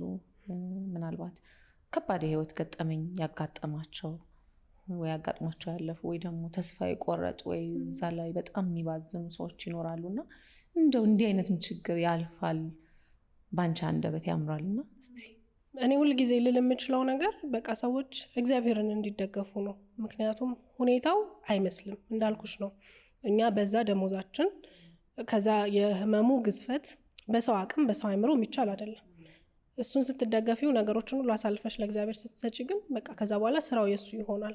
ሰውን ከየት እንደሚያመጣ አታውቂም። የጠበቅሽው ሰው ኢቭን አይደለም የሚደርስልሽ፣ ያልጠበቅሽው ሰው ሁሉ ነው የሚደርስልሽ። እና እኔ በእንደዚህ አይነት ፈተና ውስጥ የሚያልፉ ሰዎችን በየትኛውም አይነት የህይወት ውጣ ውረድ፣ ምክንያቱም ህይወት ሁላችንም በህይወት ሳለን እንፈተናለን እና የትኛውም አይነት የህይወት ፈተና የሚገጥማቸው ሰዎች እግዚአብሔርን እንዲደገፉ ነገራቸውን ሁሉ አሳልፈው ለእግዚአብሔር እንዲሰጡ ነው የምመክራቸው። ምክንያቱም ብዙን ነገር በራሳችን አቅም ለመፍታት ሞክረን ያልተሳኩልን ነገሮች አሉ። ለእግዚአብሔር ስትሰጩ ግን በቃ ኃላፊነቱ ያንተ ነው። እኔ አልችልም፣ ይኸው እኔ እዚህ ድረስ ነው የምችለው፣ ከዚህ በኋላ ያንተ ነው ካልሽው እግዚአብሔር ነገሮችን በራሱ መንገድ ይሰራል። እምነት በጣም ትልቅ ነገር ነው። እግዚአብሔር ላይ እምነት ማድረግን የመሰለ ነገር። ከዛ ደግሞ በምንም አይነት ሁኔታ ውስጥ ተስፋ አለመቁረጥ። አበቃ የሚባል ነገር የለም። በቃ እግዚአብሔር እስካለ ድረስ አበቃ ሞተ የሚባል ነገር የለም። ይሄ ነገር አይሆንም ብለሽ የተውሽው ነገር የእግዚአብሔር ፍቃድ ካለበት የማይሳካበት ምንም ምክንያት የለምና ምንም ያህል ተስፋ የሚያስቆርጥ አይነት ፈተና በህይወታችን ቢገጥመን ግን እግዚአብሔር ነገ ሌላ መልካም ቀኖች አሉት። ትላንት እንዳለፍ ነው መቼስ የሆነ ነገር አልፈን ነው ዛሬ እዚህ ላይ ደረስ ነው። ስለዚህ ትላንት ያንን ነገር ያሳለፈ አምላክ ዛሬ ያለውበትን ችግር ማሳለፍ አያቅተው። እዚህ ነገ የሚባል ነገር እንዳለ ማሰብና የሰው ልጅ እስትንፋሱ እስካለ ድረስ ተስፋ መቁረጥ አለበት ብዬ አላስብም። ችግሮቻችን ለየቅል ሊሆን ይችላል። እኔ የምፈተንበት ችግር የሆነ ሰው ጋር የሚፈተንበት ላይሆን ይችላል። የተለያየ የህይወት ፈተና ሊገጥመን ይችላል። ግን እኔ በህይወቴ የሰራልኝ ትልቁ ነገር እሱ ነው፣ ለእግዚአብሔር አሳልፎ መስጠት። በዛ መሀል እግዚአብሔርም ያስተምርሻል። እሱን ስታምኚው፣ እሱን ስትደገፊው ተስፋ እንዳትቆርጭ የሚያደርገውን አቅም ይሰጥሻል። ያንን ችግር የምታልፊበትን ብልሃት፣ አቅም፣ ጸጋ ይሰጥሻል እግዚአብሔርና ተጠጋጉ፣ ወደ እግዚአብሔር ተጠጋጉ ነው ልል የምችለው። ትልቁ ነገር እሱ ስለሆነ ስለዚህ ምንም አይነት መከራ ምንም አይነት አስቸጋሪ ሁኔታ ሲፈጠር በጽናት እግዚአብሔርን ተመርክዞ ማለፍ ይቻላል። ሊነጋ ሲል ይቻላል እና የማያልፍ ነገር ደግሞ የለም። የሚገርምሽ ነገር በቃ የማያልፍ ነገር የለም። የህይወት ምንድነው አሰራሩም እንደዛ ነው። ያልፋል። ወደድሽም ጠላሽም አለቀሽም ሳቅሽም ማለፉ አይቀርም። ስለዚህ ለሚያልፈው ነገር ራሳችንን ዋጋ ማስከፈል አለብን ብዬ አላስብም እና እንደሚያልፍ ሁልጊዜ ለራሳችን ከነገር ነው ነገ የተሻለ ቀን እንደሚመጣ ካመንም ምንም ነገር ማለፍ እንችላለን ብዬ አስባለሁ። ከዛ ደግሞ ወደ ሌላ ስራ ገባሽ አይደል? ከቲቪ ወጥተሽ ወደ ኢቢኤስ። እስቲ ኢቢኤስ ስለነበረሽ ቆይታ እናውራና ከዛ አንዳንድ ነገሮችን አብረን እናነሳለን። ኢትዮጵያ ቴሌቪዥን እንግዲህ ከተመረቄ ቀጥታ የገባሁበት ተቋም ስለሆነ ብዙ ነገር የኢትዮጵያ ቴሌቪዥን ነው የተማርኩት። እውነት ለመናገር ትልቅ ሾው ነበረ በወቅቱ እሁድ መዝናኛ ነበረ ኢቲቪ ላይ የገባንበት እና ትልቅ ሾው ስለነበረ በጣም ብዙ ቲም ነበረውና ብዙ ልምድ ያገኘሁት እዛ ነው። ከዛ ደግሞ ቀጥታ ስርጭት ነበረ ሆስት የምናደርገው ፕሮግራም የምናቀርበው ላይቭ ነበረ እሁድ እና እሱ ራሱ በጣም ይገራሻል። በቃ አሁንም ድረስ እየመነዘርኩ የምጠቀመውን እውቀት ያገኘሁት የኢትዮጵያ ቴሌቪዥን ነው። ኦልሞስት ከ50 ዓመት በላይ አርካይቭ አለ የኢትዮጵያ ቴሌቪዥን እና በጣም ብዙ አርቲስቶችን ታዋቂ ሰዎችን በልጅነታቸው በወጣትነታቸው አይቻቻለሁ። ሌላ ቦታ የሌለው አክሰስ እዛ አለ። ሌላ ቦታ የሌለው አክሰስ አለ። የቴዲ አፍሮ ፐርፎርማንሶች ምናምን ሁሉ አይቻለሁ። እስቲ ንገሪኝ ማውጣት ይቻል ራሴ ታወጀብ ነበር። በጣም የብዙዎቹ የሚገርምሽ ገና የዛኔ ብቸኛው አማራጭ እሱ አልነበረ። የኢትዮጵያ ቴሌቪዥን ሌላ እንደዚህ ቻናል እኮ አልነበረም። የሚዲያ አክሰሱ ስላልነበረ ኢቭን ሙዚቀኞች ዘፈን ካወጡ በኋላ ሄደው የሚቀረጹት የኢትዮጵያ ቴሌቪዥን ነው። እዛው ትቀረጫለሽ ስቱዲዮ 2 ዘፈን ካለሽ 2 ልብስ ይዘሽ ትሄጂና እዛው ሁለቱንም ተቀርጸሽ ወደ ቤትሽ ነው የምትመጪው። ከዛ ያስተላልፈዋል ኤዲት አድርጎ ኢትዮጵያ ቴሌቪዥን እና በጣም ብዙ የድሮ ድራማዎችን በቃ አርካይቭ አንዳንድ ጊዜ ስራ ከሌለኝ ቁጭ ብዬ ካሴቶቹ ራሱ ስማቸውም ለየት ይላል፣ የሚነበቡትም በቃ የተለዩ ናቸው እና እሱን የማየት እድል ሰጠኝ። በጣም ከትልልቅ ባለሙያዎች ጋር ከአንጋፋ ጋዜጠኞች ጋር የመስራት እድል ሰጠኝ። መጀመሪያ ስገባ ያገኘሁት አይናለም ባልቻን ነው። አይናለም ባልቻ ነፍሷን ይማረው፣ በጣም ነው የምወዳት። በጣም ጋይድ አርጋኛለች። አስተባባሪ ነበረች የዛኔ የመዝናኛ ክፍልና የተቀበለችን እሷ ናት። ስራው እንዴት እንደሚሰራ ያሳየችን እሷ ናት። ከነ አስካለ ተስፋዬ ጋር፣ ከነ ሰለሞን ክፍሌ ጋር፣ ከነ የእናት ፋንታ ውቤ ጋር፣ የሆንሸት አስፋው፣ ማንን ጠርቼ ማንልተው በጣም ብዙ አንጋፋ ጋዜጠኞችን የማግኘት እድል አለሽ። እነሱ ደግሞ ልምዳቸው ራሱ የሚመነዘር ነው። በቃ በጣም ብዙ እውቀት ነው የምታገኘው ከነሱ እና ጋዜጠኝነት እንደዚህ ነው መሆን ያለበት የሚለውን የኢትዮጵያ ቴሌቪዥን አግኝቻለሁ። በተለይ አሰራሩን በደንብ እዛ አግኝቻለሁኝ እና አሁንም አንዳንድ ኢንፎርሜሽን ስፈልግ እየደወልኩ ጠይቃቸዋለሁኝ። በቃ እውቀት ናቸው፣ ራሳቸው ላይብረሪ ናቸው አንጋፋዎቹ። ያንን እድል አገኘሁኝ። ከዛ በኋላ ወደ ኢቢኤስ ቴሌቪዥን ደግሞ ኢቢኤስ ቴሌቪዥን የመግባት እድሉ ገጥሞኝ መጣው። እዚህ ደግሞ ሌላ እድል የተለየ ነገር አገኘሁ። ኢቢኤስ ሌላ ልምድ አገኘሁኝ። በጣም ብዙ ሰዎች አወቁኝ ኢቢኤስ ከመጣው በኋላ ነው። ይሄ ብዙ ኦዲየንስ የማግኘት በጣም ደስ የሚል ጊዜን አሳለፍኩኝ። የተለየ ኤክስፔሪየንስን አገኘሁኝ። ከብዙ ሰዎች ጋር አስተዋወቀኝ። ዝናን ሰጠኝ ኢቢኤስ ቴሌቪዥን። እኔ ማላቃቸው ውስጥ የነበሩ ብዙ ተስጦዎች እንዲወጡ የሆነውም ኢቢኤስ ነው። እድሉ ሲመቻችልሽ፣ ኦፕን ሲሆንልሽ ብዙ ተስጦችሽን ታወጫለሽ እና ሁለቱም ጣቢያዎች ላይ ያገኘሁት ነገር አሁን ላለችው ናፍቆት ሰርቷታል። ከሁለቱም ያገኘሁትን ነገር እየመነዘርኩ እየተጠቀምኩ ነው እና በዚህ አጋጣሚ ኢትዮጵያ ቴሌቪዥንን ኢቢኤስንም በጣም ነው የማመሰግነው። ተሰርታበታለች ናፍቆት፣ ሁለቱም ጋር ተሰርቼበታለሁ። ያው ብዙ ወጣቶች ፕሮግራማችንን ስለሚከታተሉት እንደው በአንቺ ሙያ ውስጥ መሰማራት ለሚፈልጉ ወጣቶች የምትመክሪው የምታካፊው ሀሳብ አለሽ ወይ? እኔ የምመክራቸው እንግዲህ ቆዳቸውን ወፈር አድርገው እንዲመጡ ነው። ምክንያቱም ሰው እንዳልሽ ንድድ ብሎ ሲያይሽ እቺ ደግሞ ሊልሽ እኮ ይችላል በራሱ ጉዳይ። አትፈርጅም፣ በእነሱም አትፈርጅም። መቀየር በማትችው በተፈጥሮሽ ሁሉ እኮ ሰው ሊሰድብሽ ይችላል። በተፈጥሮሽ ላይ መቀየር በማልችለው የሰውነት አካል ሰው ሊሰድብሽ ይችላል። እንደዚህ አይነት ነገሮች ሞራል ይነካሉ። ግን ደግሞ ምንም ማድረግ አትችይም። ሁሉንም ሰው እየሄድሽ እያረምሽ መቀጠል አትችይም። በተቻለ አቅም ስራሽ ላይ የተሻለ ሆኖ መገኘት ነው ትልቁ ነገር እሱ ነው እና አንቺ ደግሞ ተሽለሽ መገኘት ነው። ከኢቢኤስ የወጣሽበት ምክንያት አለሽ? ወደ ሌላ ስራ ለመጀመር ነው ወይስ? አዎ ስራ ለመጀመር ነው። የራሴን ሌሎች መስራት የምፈልጋቸው ስራዎች ነበሩና አልተመቻቸልኝም። እዛ ሆኜ ለመስራት አልቻልኩም ነበረ። እያደግኩ ስመጣ በጣም እድሜን አስረዘምኩት መሰለኝ። በሰልኩ ምናምን በአጭር ጊዜ ውስጥ ብዙ ልምድ አገኘሽና እኩል ነው ያስኬድኩትና እኩል ነው የሄደው። በቃ እንዳልኩሽ እኔ ከ21 ዓመቴ ጀምሮ ኦልሞስት ሲሪየስ ሪሌሽንሽፕ ውስጥ ነበርኩኝ። ከዛ ስራዎች የሰራው ነበረ። ከዛ ማስተርሴን የተማርኩ ነበረ። ይሄ ሁሉም እኩል ነው የሄደው። ትምህርትን ጨርሼ ትዳር ምናምን አልነበረም እና ከኢቢኤስ ለመውጣት ምክንያት የሚሆነው እሱ ነው። በቃ ማኔጅ ማድረገው ነገር በጣም ሲበዛብኝ መምረጥ ነበረብኝ አንዱን እና ለዛ ነው እንጂ በጣም መወደው ሙያ ማከብረው ሙያ እንደነገርኩሽ ከልጅነቴ ጀምሮ እየተመኘሁት የመጣው እድሜ ዘመኔ ልሰራበት የምፈልገው ሙያ ይሄ ነው። ተጽዕኖ መፍጠር ካለብኝ፣ ለውጥ ማምጣት ካለብኝ፣ የተሻለ ነገር ማበርከት ካለብኝ በዚህ ሙያ ውስጥ ነው ብዬ ነው የማምነው። በጣም ነው የምወደው። ግን ደግሞ በህይወት አንዳንድ ጊዜ ለተወሰኑ ጊዜያትም ቢሆን እዚህ ጋር ደግሞ የመሰረትሽው ቤተሰብ ስላለ ለሱ ደግሞ የሆነ መክፈል ያለብሽ ዋጋ አለ ብዬ አምናለሁ እና ለዛ እንግዲህ እንደ ቤተሰብም ምንሰራቸው ከባለቤቴ ጋርም ምንሰራቸው ስራዎች ስለነበሩ አሁን ያለሁት እነሱ ላይ ነው ማትወጭበት። ምክንያቱም ብዙ የለመደሽ ሰው አለ፣ ሰው የሚጠብቅሽ የሚፈልግሽ፣ አሁንም እንድትመለሽ ናፍቆት የሚል ሰው በጣም ብዙ ነውና እኔንም ጨምሮ ስለዚህ ተመለሽ ታዲያ ሀሳቡ አለኝ። መቼ እንደሆነ አላቅም እንጂ ወደ ሚዲያው የመምጣት ሀሳቡ አለኝ። እንዳልኩሽ እዚህ ጋር ያሉ ነገሮችን ያስተካከልኩኝ ጊዜም ሳገኝ አቅምም ሳገኝ መምጣት አይቀርም። እኔም ልተወው አልፈልግም። ሰውም የሚሰጠኝ ፍቅር እግዚአብሔር ይመስገን፣ እግዚአብሔር በሰው መውደድ በሞገስ ባርኮኛል ብዬ አስባለሁ። ሰውም ባገኘኝ ቁጥር የሚጠይቀኝ እሱን ነው። እንይሽ የሆነ ነገር ላይ እንኳን እንይሽ ይለኛል እና የሚወደኝንም ያከብረኝንም ሰው የሚመጥን ጥሩ የሆነ ነገር ይዤ መምጣት እፈልጋለሁኝ። ይህን ያህል ጊዜ ቆይቼ የኢትዮጵያ ሕዝብን የሚመጥን አይነት ጥሩ ነገር ይዤ ይመጣለሁኝ። በእርግጠኝነት ወደ ሚዲያው እመለሳለሁ፣ አልቀርም። እንጠብቃለን። አዎ እመጣለሁ። በማስታወቂያውም እየመጣሽ ነው። ማስታወቂያ ስራ ምን ይመስላል? አሁን እየገባሁበት ስቲል ሞክረው ደስ ይላል። ማስታወቂያው ብዙ አልደፍርም ነበረ እኔ ማስታወቂያ ድሮም ኢቢኤስም እያለው እንደዚህ እድሎች ይመጡ ነበርና ለምን እንደሆነ አላውቅም ማስታወቂያ ፈራ ነበር። የሆነ ኃላፊነት ወስጄ እንዲህ ፕሮዳክቱ የሆነ ነገር ቢሆንስ የሚል ስጋት ነበረኝ። ግን አሁን እንግዲህ ስቲል ሞክረው ብዬ እየገባሁበት ነው። ቆንጆ ነው። ኃላፊነት ይጠይቃል። ታስተዋውቂውን ነገር በደንብ ማወቅ ይፈልጋል። ቀላል አይደለም እሱ ራሱ። ዝም ብለሽ ስለተከፈለሽ ብቻ አትሰሪው እና ደስ ይላል በጣም። በተቻለኝ አቅም ሰውን የሚጠቅም ነገር ማስተዋወቅ እፈልጋለሁ። ትመርጫለሽ? ውይ በጣም መራጭ ነው። ማታስተዋውቂው ነገሮች አሉ? ናፍቆት በዚህ አታምንም ብለሽ ያስቀመጥሽው እንደ መርህ? አዎ አለ ይኖራል መቼም ሁሉንም ነገር። አንቺም እንግዲህ ረጅም ዓመት ማስታወቂያዎችን ስትሰሪ ትመርጫለሽ ብዬ አስባለሁ። እኔ እንግዲህ አንድ አቋም አለኝ አሁን ላይ። አልኮል በፍጹም አላስተዋውቅም። ብዙም አላስተዋውቅም የምላቸው ነገሮች አሉ። ዋነኛው ግን አልኮል በፍጹም አላስተዋውቅም። አዎ ምክንያት አለኝ። አንዱና ዋነኛው ነገር አልኮል ማንንም አያንጽም። አልኮል ለማንም አይጠቅምም። ከዛ በተጨማሪ ደግሞ እኔ በግል ህይወቴ በጣም ማቃቸው መወዳቸው ሰዎች አልኮል ከራሳቸው ከቤተሰባቸው ከአምላካቸው ሲነጥላቸው አይቻለሁ። በስተመጨረሻም ህይወታቸውን ሲያሳጣቸው አይቻለሁ።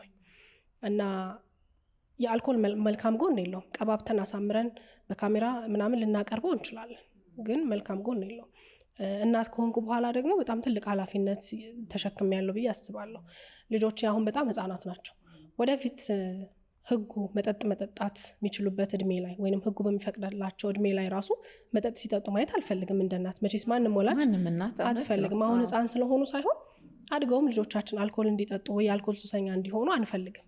ስለዚህ እኔ ለልጆቼ የማልመኘውን ነገር ለሌሎች ሰዎች ልጆች አጣፍጬ አሳምሬ ማቅረብ ሞራሊም ልክ አይደለም፣ አምላኬም ይጠይቀኛል ብዬ ነው ማስበው።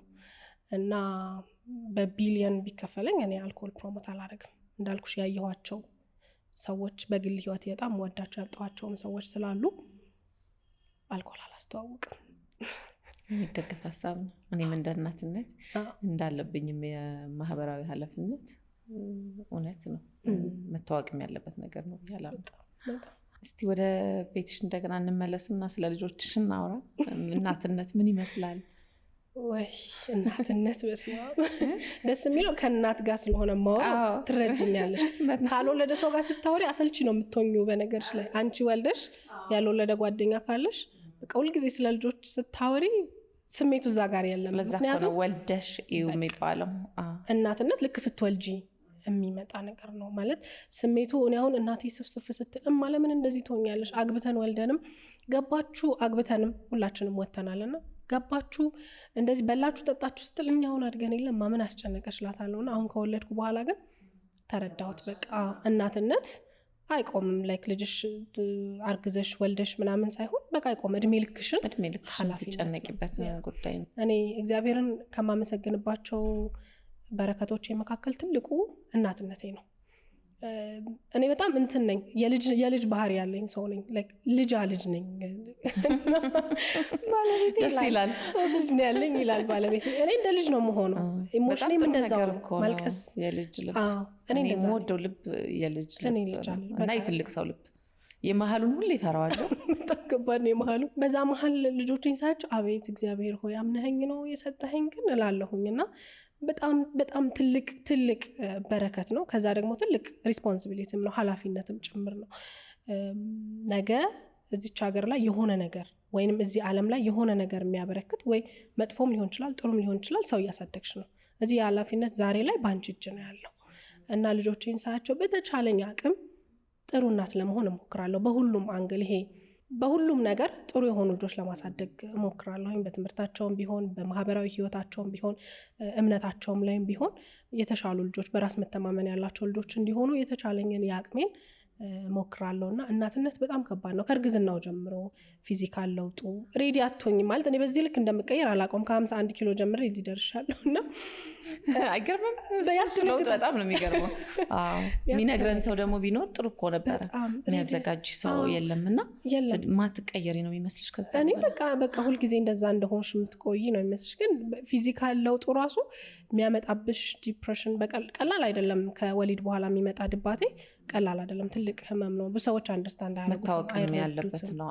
በጣም ከባድ ነው እና እርግዝናው አካልሽ ላይ የሚያመጣው ለውጥ አለ፣ ስነ ልቦናሽ ላይ የሚያመጣው ለውጥ አለ። ከዛ መውለድ በራሱ በጣም ከባድ ነው። ምንድነው እንደውም አንድ ጥናት እኔ በጣም ጎግል አረግ ነበረ እርጉዝ ሆኜ፣ ጥሩ አይደለም እሱም ራሱና በጣም ኢገር ከመሆነ የተነሳ አነብ ነበረ። ስለ ምጥ አነባለሁ፣ ስለ ሲሴክሽን አነባለሁ፣ ስለ እርግዝና፣ ስለ ሁሉም አነባለሁኝና ምጥ የሚል እንግዲህ ከተሳሳትኩ የህክምና ባለሙያዎች ያርሙኛል። ምጥ በአለም ላይ ካሉ ይሄ የሰው ልጅ ሊሰማው ከሚችለው ከባድ የህመም ስሜቶች ሁለተኛው ነው የሚላየሁኝ። አንደኛው የሰው ልጅ ከነነፍሱ በእሳት ሲቃጠል፣ ሁለተኛው ምጥ ነው እና ምን ያህል ከባድ እንደሆነ እንግዲህ ያው የደረሰበት ያውቀዋል፣ ያልደረሰበት ደግሞ በዚህ ማየት ይችላል። ሲሴክሽን ደግሞ አለማችን ላይ ብቸኛው ሰርጀሪ ነው። 7 ሌየር ኦፍ ቲሹ ተቀዶ ከዛ እናትየዋ ከሆነ ሰዓት በኋላ ተነስታ መንቀሳቀስ ልጁን ማጥባት የሚጠበቅባት ሰርጀሪ ሂደት ነው። ሁለቱ ምን ያህል ከባድ እንደሆነ አንድን ነፍስ ወደ ምድር ማምጣት እንግዲህ የእግዚአብሔርንም ጥበብ ነው ማይበትን ማለት መለኮታዊ ኃይሉ በጣም ነው የሚገርም እና እናትነት በጣም ደስ የሚል ኃላፊነት ነው። እንዳልኩሽ ነው ልጅም ስለሆንኩ በቃ ጫወታለሁ ከልጆቼ ጋር አብሬ እንደ ልጅ እንደነሱ እየሆንኩኝ ነው የምጫወተው። በጣም ደስ ይላል። ሶሻብል ናቸው ደግሞ ልጆቼ፣ በጣም ሰው የሚወዱ ሰው የሚቀርቡ ልጆች ናቸውና ትልቁ ወንድ ነው፣ ወደ 4 እየሄደ ነው። ትንሿ ደግሞ ወደ 2 ዓመት እየሄደች ነው። የ2 ዓመት ልዩነት ነው ያላቸው። እንግዲህ በዚህ አጋጣሚ ብዙ ጊዜ ስለ እናትነት ሲወራ ከአብራካቸው ስለወለዱ እናቶች ብቻ ነው የሚወራው። ግን ከልባቸው የወለዱ በጣም ብዙ እናቶች አሉ። በስጋ ያልተዋለዷቸውን ልጆች ልክ እንደ ልጅ አድርጎ ማሳደግ የቻሉ ለቁም ነገር ያበቁ እናቶች አሉ። እናትነት ሲባል ያ ብቻ አይደለም፣ ይሄ በስጋ የምትወልጂው ብቻ አይደለም። ከልባቸው የወለዱ በጣም ብዙ እናቶች አሉና በዚህ አጋጣሚ ለእነሱ ዋጋ መስጠት እፈልጋለሁ። እናትነት የሚጀምረው ያንን ልጅ አቅፈሽ ወይኔ ልጄ ምናምን ብለሽ ስሜቱ የሚጀምረው ከዛ ጋር ነው። ስለዚህ ካንቺ ማህፀን ያልወጣውን የሆነ ልጅ አቅፈሽ ልጄ ነው ብለሽ አምነሽ አሳድገሽ ዋጋ ከፍለሽ አሳድገሽ ለቁም ነገር ማብቃት በጣም ትልቅነት ነውና ከልባቸው የወለዱ እናቶችን ምን ይሁን ጊዜ ነው ዋጋ መስጠት እፈልጋለሁ። ብዙ ስላሉ በዙሪያችን በየአካባቢያችን ብዙ የምናውቃቸው እናቶች አሉና እናትነት በጣም ትልቅ ኃላፊነት። እኔም አሁን ስትይኝ አሰብኳቸውና እንዴት እንደሚያሳድጉ በተለይ ልጆች ኖራቸው ደግሞ ጨምረው የሚያሳድጉ እናቶች ደግሞ አሉ፣ ምንም ሳይለዩ። በጣም ነው የሚገርሙኝ። እኔ ልባቸው በጣም ነው የሚገርመኝና እናትነት ማለት ያ ማለት ነው እንጂ እኮ አንዳንዴ ሰው ወልዶም እኮ ይጥላል አይደል? ብዙ እንሰማለን ታሪክ እንደዛ ሰው ወልዶ ሲጥል እናያለን። ትልቁ ቁም ነገር ያለው ከዛ በኋላ እዛ ልጅ ላይ ኢንቨስት የምታደርጊው ጊዜ፣ ገንዘብ፣ ጉልበት ነው ዋናው ነገር፣ ያንን ልጅ ሰው የሚያደርገው ነገር። ስለዚህ እሱን ሁሉ ዋጋ የስጋሽን ልጅ በቃ የስጋዬ ቁራሽ ነው ብለሽ አምነሽ አቅፈሽ ወደሽ ታሳድጊያለሽ። የሆነን ሰው ልጅ አምጥተሽ ማሳደግ ደግሞ ሌላ ትልቅ ልብ የሚጠይቅ ነገር ነው። ሰፊ ልብ ያላቸው እናቶች ብዙ አሉ። እግዚአብሔር ይመስገን። እነሱም እድሜና ጤና ይስጣቸው። ሁሉም እናቶች ሲባል ብዙ ጊዜ ይሄ የወለዱት ብቻ ከማህፀን የወለዱት ብቻ ሳይሆን የእነሱም ዋጋ በጣም ትልቅ ነው። በጣም ለአባቶች እነሱ ብዙ ጊዜ ስለ እናት ሲወራ ብዙ ጊዜ አባቶችን እየተውናቸው ይመስላል። ያለ እነሱ ምንም ጎዶሎ ነው የምትሆነው። አይሆንም። ትልቁ አንዳንድ ጊዜ እንዴት መሰልሽ፣ አሁን ሴቶች ተፈጥሯችንም ኢሞሽናል አይደል? ለስሜት ቅርብ ነን፣ ለለቅሶም ቅርብ ነን፣ ፍቅራችንን ለመግለጹም ቅርብ ነን፣ ለሳቁም ቅርብ ነን። ወንዶች ደግሞ ቁጥብ የማለት ያዝ የማለት ባህሪ አላቸውና ለዛ አባቶቻችን ብዙ ስለማያወሩን እንግዲህ እኔ ባደኩበት ማለት ነው ስለማያወሩን ዝም ስለሚሉ ተቸገርኩ እንዲሆንኩኝ እንደዚህ ስለማይሉን ብዙ ጊዜ እናቶቻችን የከፈሉት ዋጋ ላይ ትኩረት እናደርጋለን እንጂ በየቤቱ በጣም ብዙ አባቶች በዝምታቸው ውስጥ በጣም ብዙ ዋጋ ከፍለው ነው ያሳደጉን፣ እዚህ ያደረሱን። የዚህ ዘመን አባቶች ደግሞ በጣም ደስ ይላሉ፣ ኃላፊነት የሚጋሩ ናቸው። ፊዚካሊ ያለውን ነገር ስንይዝ እነሱ ደግሞ በልባቸው በአእምሯቸው ያንን ነገር ይይዙታል በጣም እና ስታልፊ በአራስ ቤትም ስትሆኚ ሰርጀሪም ከሆንሽ ቁስልሽ እስከሚድን ምጥም ከሆንሽ እስከምትጠነክሪ ድረስ ያላቸው ሰፖርት በጣም ነው ደስ የሚለኝ። አሁን ወጣት ወንዶችና በዚህ አጋጣሚ የምር ጎበዞች ነው እድሜ ጤና ለአባቶች፣ እድሜ ጤና ለአባቶች፣ ኃላፊነት የሚወስዱ። ይሄ አባት ሲባል ብዙ ጊዜ ልጅን መንከባከብ፣ ዳይፐር መቀየር የሆነ ነገር ለሴት ብቻ የተሰጠ እስኪመስል ድረስ ነበር። አሁን ግን በቃ ደስ ይላሉ የዚህ ዘመን ወጣቶች። ልጆቻቸውን ውጭ ላይ ወጣ ስትል ልጆቻቸውን ይዘው ሲያጫውቱ ብቻቸውን፣ ኢቨን እናትም ሳትኖር ብቻቸውን ልጆቻቸውን ሲያዝናኑ፣ ልጆቻቸውን ሲያሳክሙ ምናምን ሳይኔ በጣም ልቤ ይሞላል። ወጣቶች ወንዱም ለወላጅ እኮ ደስ የሚል ነገር ነው። በቃ ጓደኛ ትሆኛለሽ፣ ብዙ ታወሪያለሽ፣ ትቀራረቢያለሽ። ስለዚህ አስፈላጊ ነገር ነው። እናትም አባትም ከልጅ ጋር በደንብ በቅርርብ ማደግ አለበት ያምናለሁ። በጣም ሁለቱንም ፍቅር ነው ማግኘት ያለበት። ምክንያቱም የቱንም ያህል ጎበዝ ሴት ብትሆኚ አባትን ቦታ መተካት አትችይም።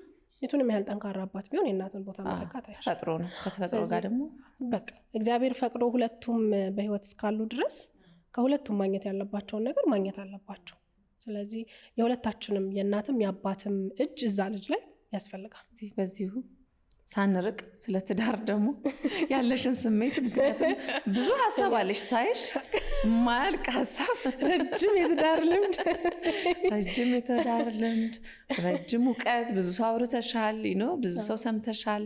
ከመስማት ደግሞ የምታገኘው እውቀት በጣም ትልቅ ነገር ነው እኮ። ከሰው ህይወት የምትማሪው ነገር በጣም ነው የጠቀመኝ።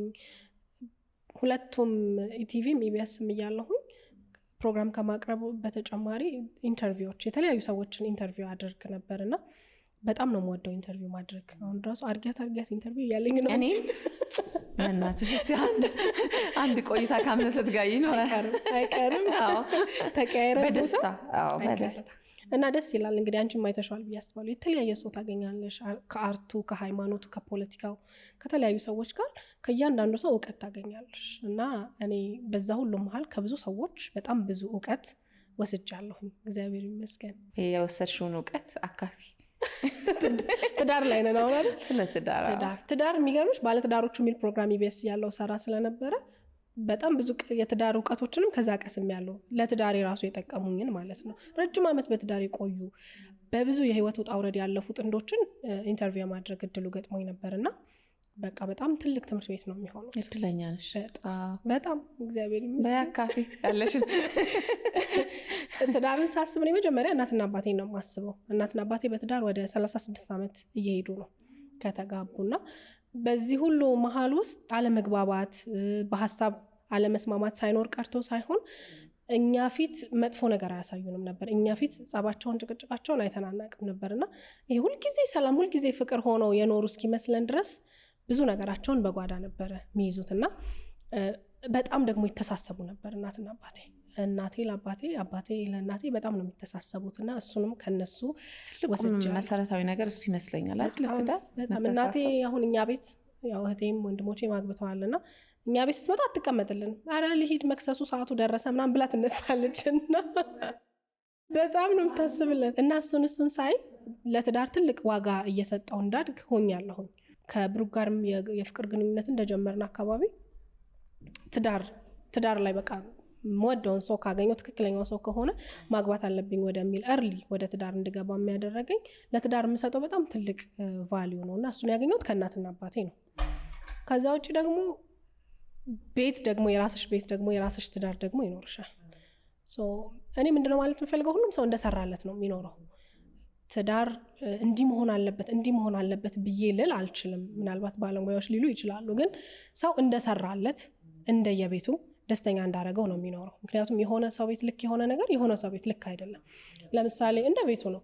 አዝሎንጋዝ ባልየውን ደስተኛ እስካረገ፣ ሚስትየውን ደስተኛ እስካረገ፣ ትዳሩ በፍቅር እስከቀጠለ ድረስ ሰው እንደሰራለት እንደ ቤቱ ነው መኖር ያለበት ብዬ አስባለሁ። አንዳንድ ቦታ አይተሽ ከሆነ ባል ውጪ ይሰራል፣ ሚስት ለምሳሌ ተማረች፣ ዲግሪ ያላት፣ ማስተርስ የላት ሆና ልክ ልጅ ስትወልድ በቃ ልጆችን ማሳደግ አለብኝ ብላ ስራዋን አቁማ የቤት ውስጥ ስራ እየሰራች ደስ ብሏት ትኖራለች። ምርጫዋ ሆኖ ደስ ብሏት ባሏ ሲመጣ በፈገግታ ተቀብለው ልጆቿን እየተንከባከበች ምናምን ደስ ብሏት ትኖራለች። የሆነ ሰው ቤት ሲመጣ ያ ነገር አይሰራም። ወይኔ ትምህርቴን ትቼ፣ ወይኔ ስራዬን ትቼ ለእናንተ ስል ምናምን የሚል ጭቅጭቅ ሊፈጥር ይችላል። ሰውየውን ደስተኛ እስካረገው ድረስ ይሄ ልክ ነው ይሄ ልክ አይደለም የምንለው ነገር ይኖራል ብዬ አላስብም። ስለዚህ ሁሉም ሰው እንደሰራለት እንደየቤቱ ነው የሚኖረው። አዝሎንጋዝ ያ ትዳር እስከቀጠለ፣ ሁለቱም ደስተኛ እስከሆኑ፣ ፍቅራቸው እስካልተበረዘ ድረስ ደስተኛ ካረጋቸው ወይናት እና እንደዛ ነው የምለው እኔ ብዙ ጊዜ። ስለዚህ ትዳር እንደየቤቱ ነው እያልሽ ነው? ትዳር እንደየቤቱ ነው። እንደው መሰረታዊ የምትይው ነገር የለም አለ እንዴ? ዋናውማ አሁን የምልሽ ነገሮች ቀጥሎ የሚመጡ ነገሮች ናቸው። ዋናው ነገር ሰው ትዳር ውስጥ ከመግባቱ በፊት መጸለይ እና ትክክለኛውን ሰው ለመምረጥ ልቡን ክፍት ማድረግ አለበት። ምክንያቱም ከትዳር ውስጥ ከገባሽ በኋላ ብዙ ችግሮች የሚፈጠሩት ትክክለኛውን ሰው ካለ መምረጥ ነው ብዬ አስባለሁ። እግዚአብሔርም ፍቺን ስለማይወድ በተቻለ አቅም ወደ ትዳር የምንገባበት ምክንያት ይወስነዋል። ሰዎች እድሜሽ ገፋ ስላሉሽ ወይንም ደግሞ የኢኮኖሚ ችግር ስላለብሽ በቃ ወይ ማህበረሰብ ሴት ልጅ በዚህ እድሜ ማግባት አለባት ስላለ መሆን የለበትም። መጀመሪያ ጸልየሽ እግዚአብሔር ጋር ተነጋግረሽ ትክክለኛውን ሰው ሰሌክት አድርገሽ ከገባሽ በኋላ ብዙ ነገሮች ይቀላሉ ብዬ አምናለሁ። ግን ደግሞ አልጋ ባልጋ አይደለም ሁሌ። ምክንያቱም ከተለያየ አይነት አመለካከት መተን ነው አንድ ቤት የምንኖረው። ለምሳሌ እኔና ባለቤቴ የምንም አይነት ምርጫችን አይገናኝም። የምግብ ምርጫችን አይገናኝም፣ የከለር ምርጫችን አይገናኝም፣ አለባበስ ምርጫችን አይገናኝም። የምግብ ምርጫችን ልጆቻችንን ለማዝናናት ስንወጣ በሚለብሱት ልብስ ሁላ እንጨቃጨቃለን። እኔ የምመርጠው ልብስ እሱ አይወደውም፣ እሱ የሚመርጠው ልብስ እኔ አልወደውም። እና በጣም የተለያየን ሰዎች ነን። ነገሮች ላይ ያለን ምልከታ፣ ህይወት ላይ ያለን ምልከታ በጣም የተለያየ ነው። እና ያን ሁሉ ልዩነት ይዘሽ ነው አንድ ቤት የምትመጪው። ዋናውና ትልቁ ነገር ልዩነትን መቀበል መቻል ነው። እኔ መቻቻል የሚለው ቃል ብዙ አይመቸኝም። ማለት መቻል የሆነ ሊሚት አለው አይደል? ችለሽ ይበቃሻል። በቃ መቀበል ግን ማናችንም ክፍተት አለን ሁላችንም። የሰው ልጅ መቼም ያለ ክፍተት አይፈጠርም፣ ፍጹም አይደለንም። እዚህ መቀበል መቻል፣ እሱም እኔን ሲቀበል እኔም እሱን ስቀበለው አንደርስታንድ መደራረጉ ሲኖር ሪሌሽንሺፑ ረዘም ላለ ጊዜ መቆየት ይችላል ብዬ አስባለሁ። ይሄ እንግዲህ በእኔ ህይወት የሰራልኝ ነው። አይ ለብዙ ሰው መስራት የሚችል ሀሳብ ነው ብዬ አስባለሁ። ልክ የመሆንና ያለመሆን አይደለም፣ የማሸነፍና ያለማሸነፍ አይደለም። አይደለም ስሜቱ መሆን ያለበትና መረዳዳት ይመስለኛል። መቀባበል ከቻለን፣ እምነት ካለ፣ ፍቅር ካለ፣ ትልቁ ነገር ደግሞ እግዚአብሔርን ካስቀደምሽ ያ ትዳር የማይቀጥልበት ምንም ምክንያት የለም። ችግሮች ሲፈጠሩ በመሃል መንገራገር ሲመጣ ሁልጊዜ አልጋ ባልጋ አይሆንም። ፍቅርም ሁሌ እንደሞቀ አይቀጥልም ማለት ፍቅር ይቆማል ማለት ሳይሆን ፍቅርሽን የሚፈታተኑ ፈተናዎች በህይወትሽ ሊመጡ ይችላሉ። ስለዚህ እነሱን ሁሉ ጠንክሮ ለማለፍ መጀመሪያው ትልቁ ነገር እግዚአብሔር ላይ መደገፍ ነው። ትዳሩን አሳልፎ ለእግዚአብሔር መስጠት፣ በጋራ መጸለይ መቻል ትልቁ ነገር እሱ ይመስለኛል። እና እንደኔ ሁን፣ አንቺ እንደኔ አስቢ፣ እንደኔ አስብ፣ አንድ አይነት እንሁን ብለን ስናስብ ችግሩ የሚፈጠረው እሱ ጋር ይመስለኛል። እሱም የኔን ክፍተት አክሰፕት አድርጎ እኔም የሱን ክፍተት ተቀብዬ ማስተካከል የምንችለውን ነገር እያስተካከልን፣ ትዳራችን ላይ ችግር የሚፈጥር አይነት ባህሪ ካለ እሱን እያስተካከልን እየተራረምን፣ ፍቅር ካለ ዋናውና ትልቁ ነገር እሱ ይመስለኛል።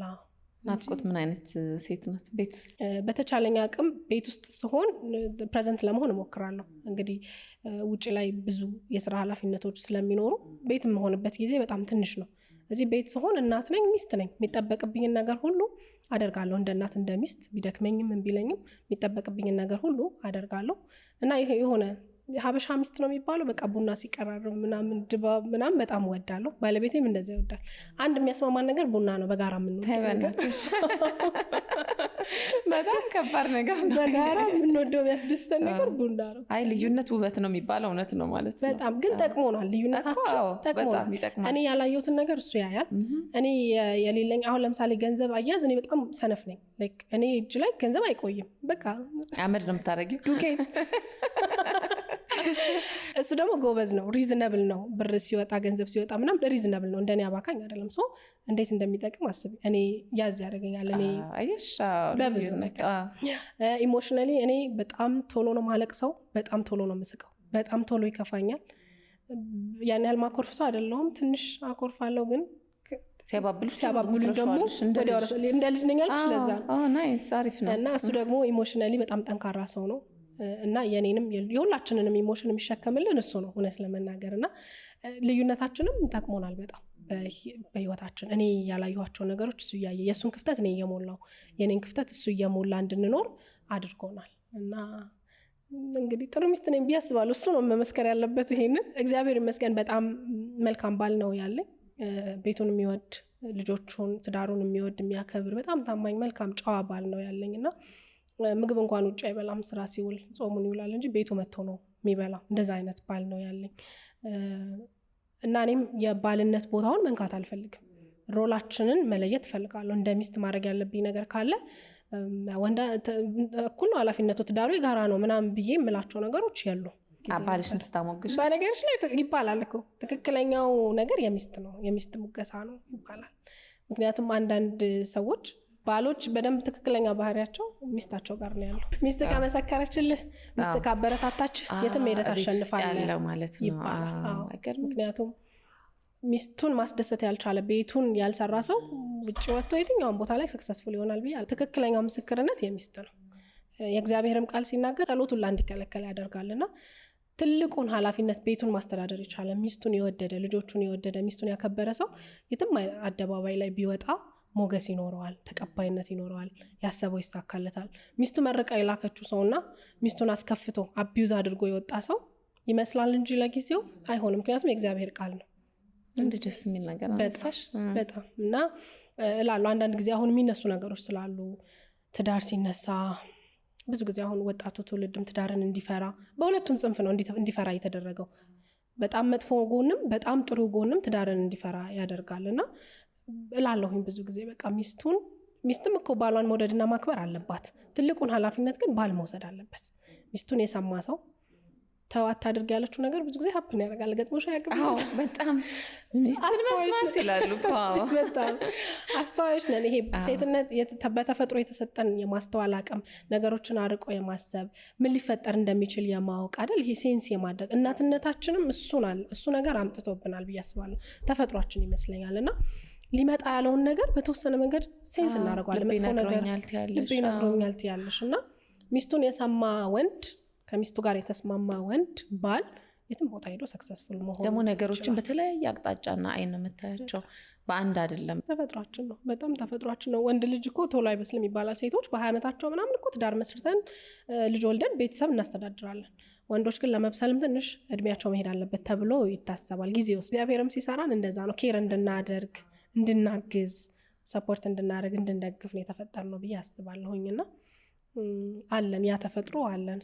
ደስ ብሎኛል ስላነሳሽው። ምክንያቱም ብዙ ጊዜ እንደዚህ አይነት ነገሮች ሲነሱ ተፈጥሮ መሆኑን እንረሳውና በሰውኛ እየተመለከት ነው ከተፈጥሮ ጋር ትግል ውስጥ እንገባለን። ምናሸንፍ ይመስለናል። ይሄን እኮ አስቦ በጭንቅላት ነው የምናስበው እና ከባሎቻችን ጋር እንዳንስማማ የሚያደርገን አንዱ ነገር ተፈጥሮን አለመቀበል። ተፈጥሮ እንደሆነ ከገባን በተወሰነ መንገድ ባሎቻችንን አንደርስታንድ ለማድረግ እንችላለን ብዬ አስባለሁ። እና ልጆቻችን ላይ የምናየውን ካራክተር ነው ባሎቻችን ላይ የወንድና ሴት ካራክተርን ማየት እንችላለን። እና ግልጽ ነገርም ነው። ኃላፊነትም ተሰጥቶናል ማለት ወደዚህ ምድር ስንመጣ ወንድና ሴትን እግዚአብሔር የሰራበት እግዚአብሔር ምክንያት አለው። እኛን እንድንሆን አድርጎ ሰርቶናል። ወንዶችንም እንደዛ። የመጣንበት አላማም የተለያየ ነው፣ ለየቅል ነው። ስለዚህ ትዳር ውስጥም ስንሆን ሚስት እንደ ሚስት እግዚአብሔርም የሰጣት ያዘዛት ነገር አለ እንድትሆን የታዘዘችው፣ ባልም እንደባል እንደዛ። ስለዚህ ሮላችንን እስከለየን ድረስ ያን ያህል መጋጨቱም ላይመጣ ይችላል። እሱም እንደ ወንድ እንደ ባል የታዘዘውን፣ እሷም እንደ ሴት እንደ ሚስት። ጥበብ እሱ ነው ትልቁ ነገር እንጂ አሁን የሆነ ሰው ቤት ስላየሽ የሆነ ባል በቃ የኔ ባል እንደዛ መሆን አለበት ብለሽ ከተነሳሽ ችግሩ እዛ ጋር ነው የሚፈጠረው። ጥሩ ነገርም ወጣቶች ትዳርን እንዲፈሩት አድርጓል እምልሽ ለዛ ነው። አሁን ሶሻል ሚዲያ ላይ አንዳንድ ጊዜ በጣም አደንቃቸዋለሁ። ባይዘው ጎበዝ አሉ፣ የካፕል ኮንተንት ምናምን የሚሰሩ ልጆች አሉ፣ ባለትዳሮች ጎበዞች ናቸው። ጥሩ ኢምፓክት ለመፍጠር ጥረት ያደርጋሉ። ትዳርን በተሻለ ምስል ለማሳየት ጥረት ያደርጋሉ። ግን እሱ ራሱ አንዳንድ ልጆች ላይ እንዴ ጭራሽ እንደዚህ ነው ሚስት መሆን ያለባት፣ እንዴ ጭራሽ እንደዚህ ቁርስ ሰርቼ አልጋ ላይ ላቀርብላት ነው ምናምን የሚል አይነት ፍራቻን ወጣቱ አይምሮ ውስጥ ይከታል። እና ጥሩ ነገርም በራሱ እንትን አለው። በጣም እንደ ስራ እኮ ስለሚያዩት ነው። ግን ለምትወጂው ሰው ምንም ነገር ማድረግ ምንም ችግር የለውም፣ ከባድ ነገር አይደለም። በዛ ላይ ደግሞ ሁሉም ሰው እንደዛ መኖር አለበት ማለት አይደለም። እነሱ እንደ ቤታቸው ደስ የሚላቸውን ነገር ያሳዩናል። ከዛ ውስጥ የሚጠቅምሽን ትወስጃለሽ። ሌላውን ደግሞ እንደ ቤትሽ ይለያያል። እንዳልኩሽ ነው እንደየባህሪያችን። ለምሳሌ እኛ ቤት ውስጥ በጣም የሚያዝናናን ነገር እኮ ሌላ ሰው ቤት ላያዝናና ይችላል። እኛ ቤት ውስጥ የጭቅጭቅ ርዕስ ወይም የጸብ ርዕስ የሚሆን ነገር ሌላ ሰው ቤት የጸብ ርዕስ ላይሆን ይችላል።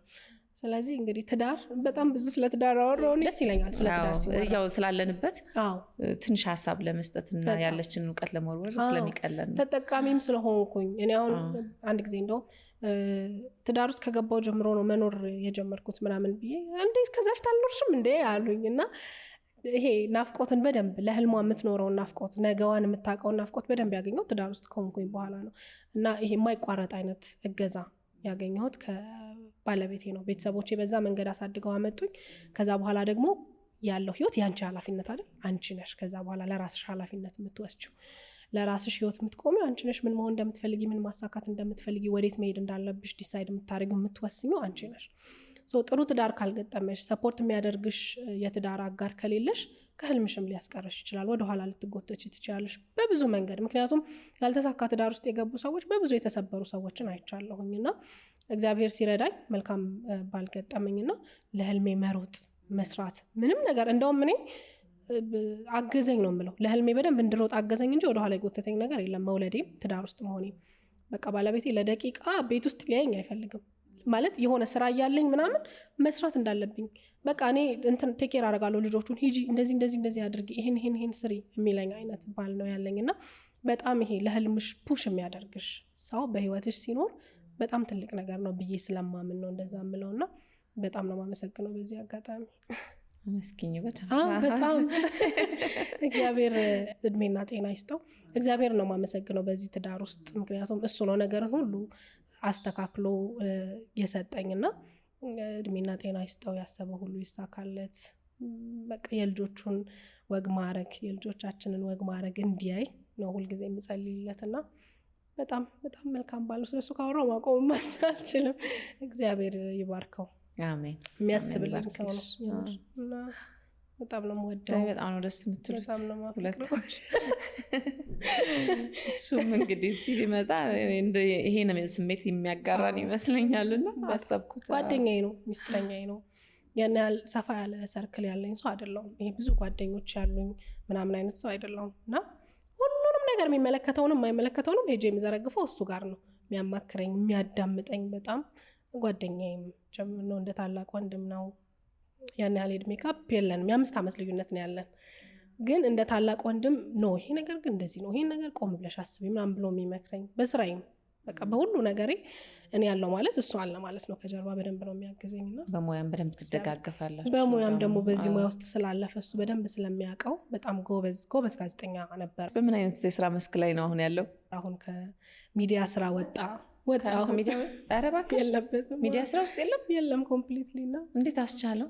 ታው የተመለስ እያልኩት ነው። አይ አንቺ ካለሽ ከአንድ ቤት አንድ ሰው ይበቃል የምርሽና እንግዲህ አይዊሽ ምክንያቱም በጣም አቅም አለው፣ በጣም ጎበዝ ጋዜጠኛ ነውና እንግዲህ የሆነ ቀን ከእግዚአብሔር ጋር እስኪ ይመጣል ብዬ አስባለሁ። ሶ ከዚህ ከሚዲያ ሙያ ውጪ ነው እየሰራ ያለው ማለት ነው?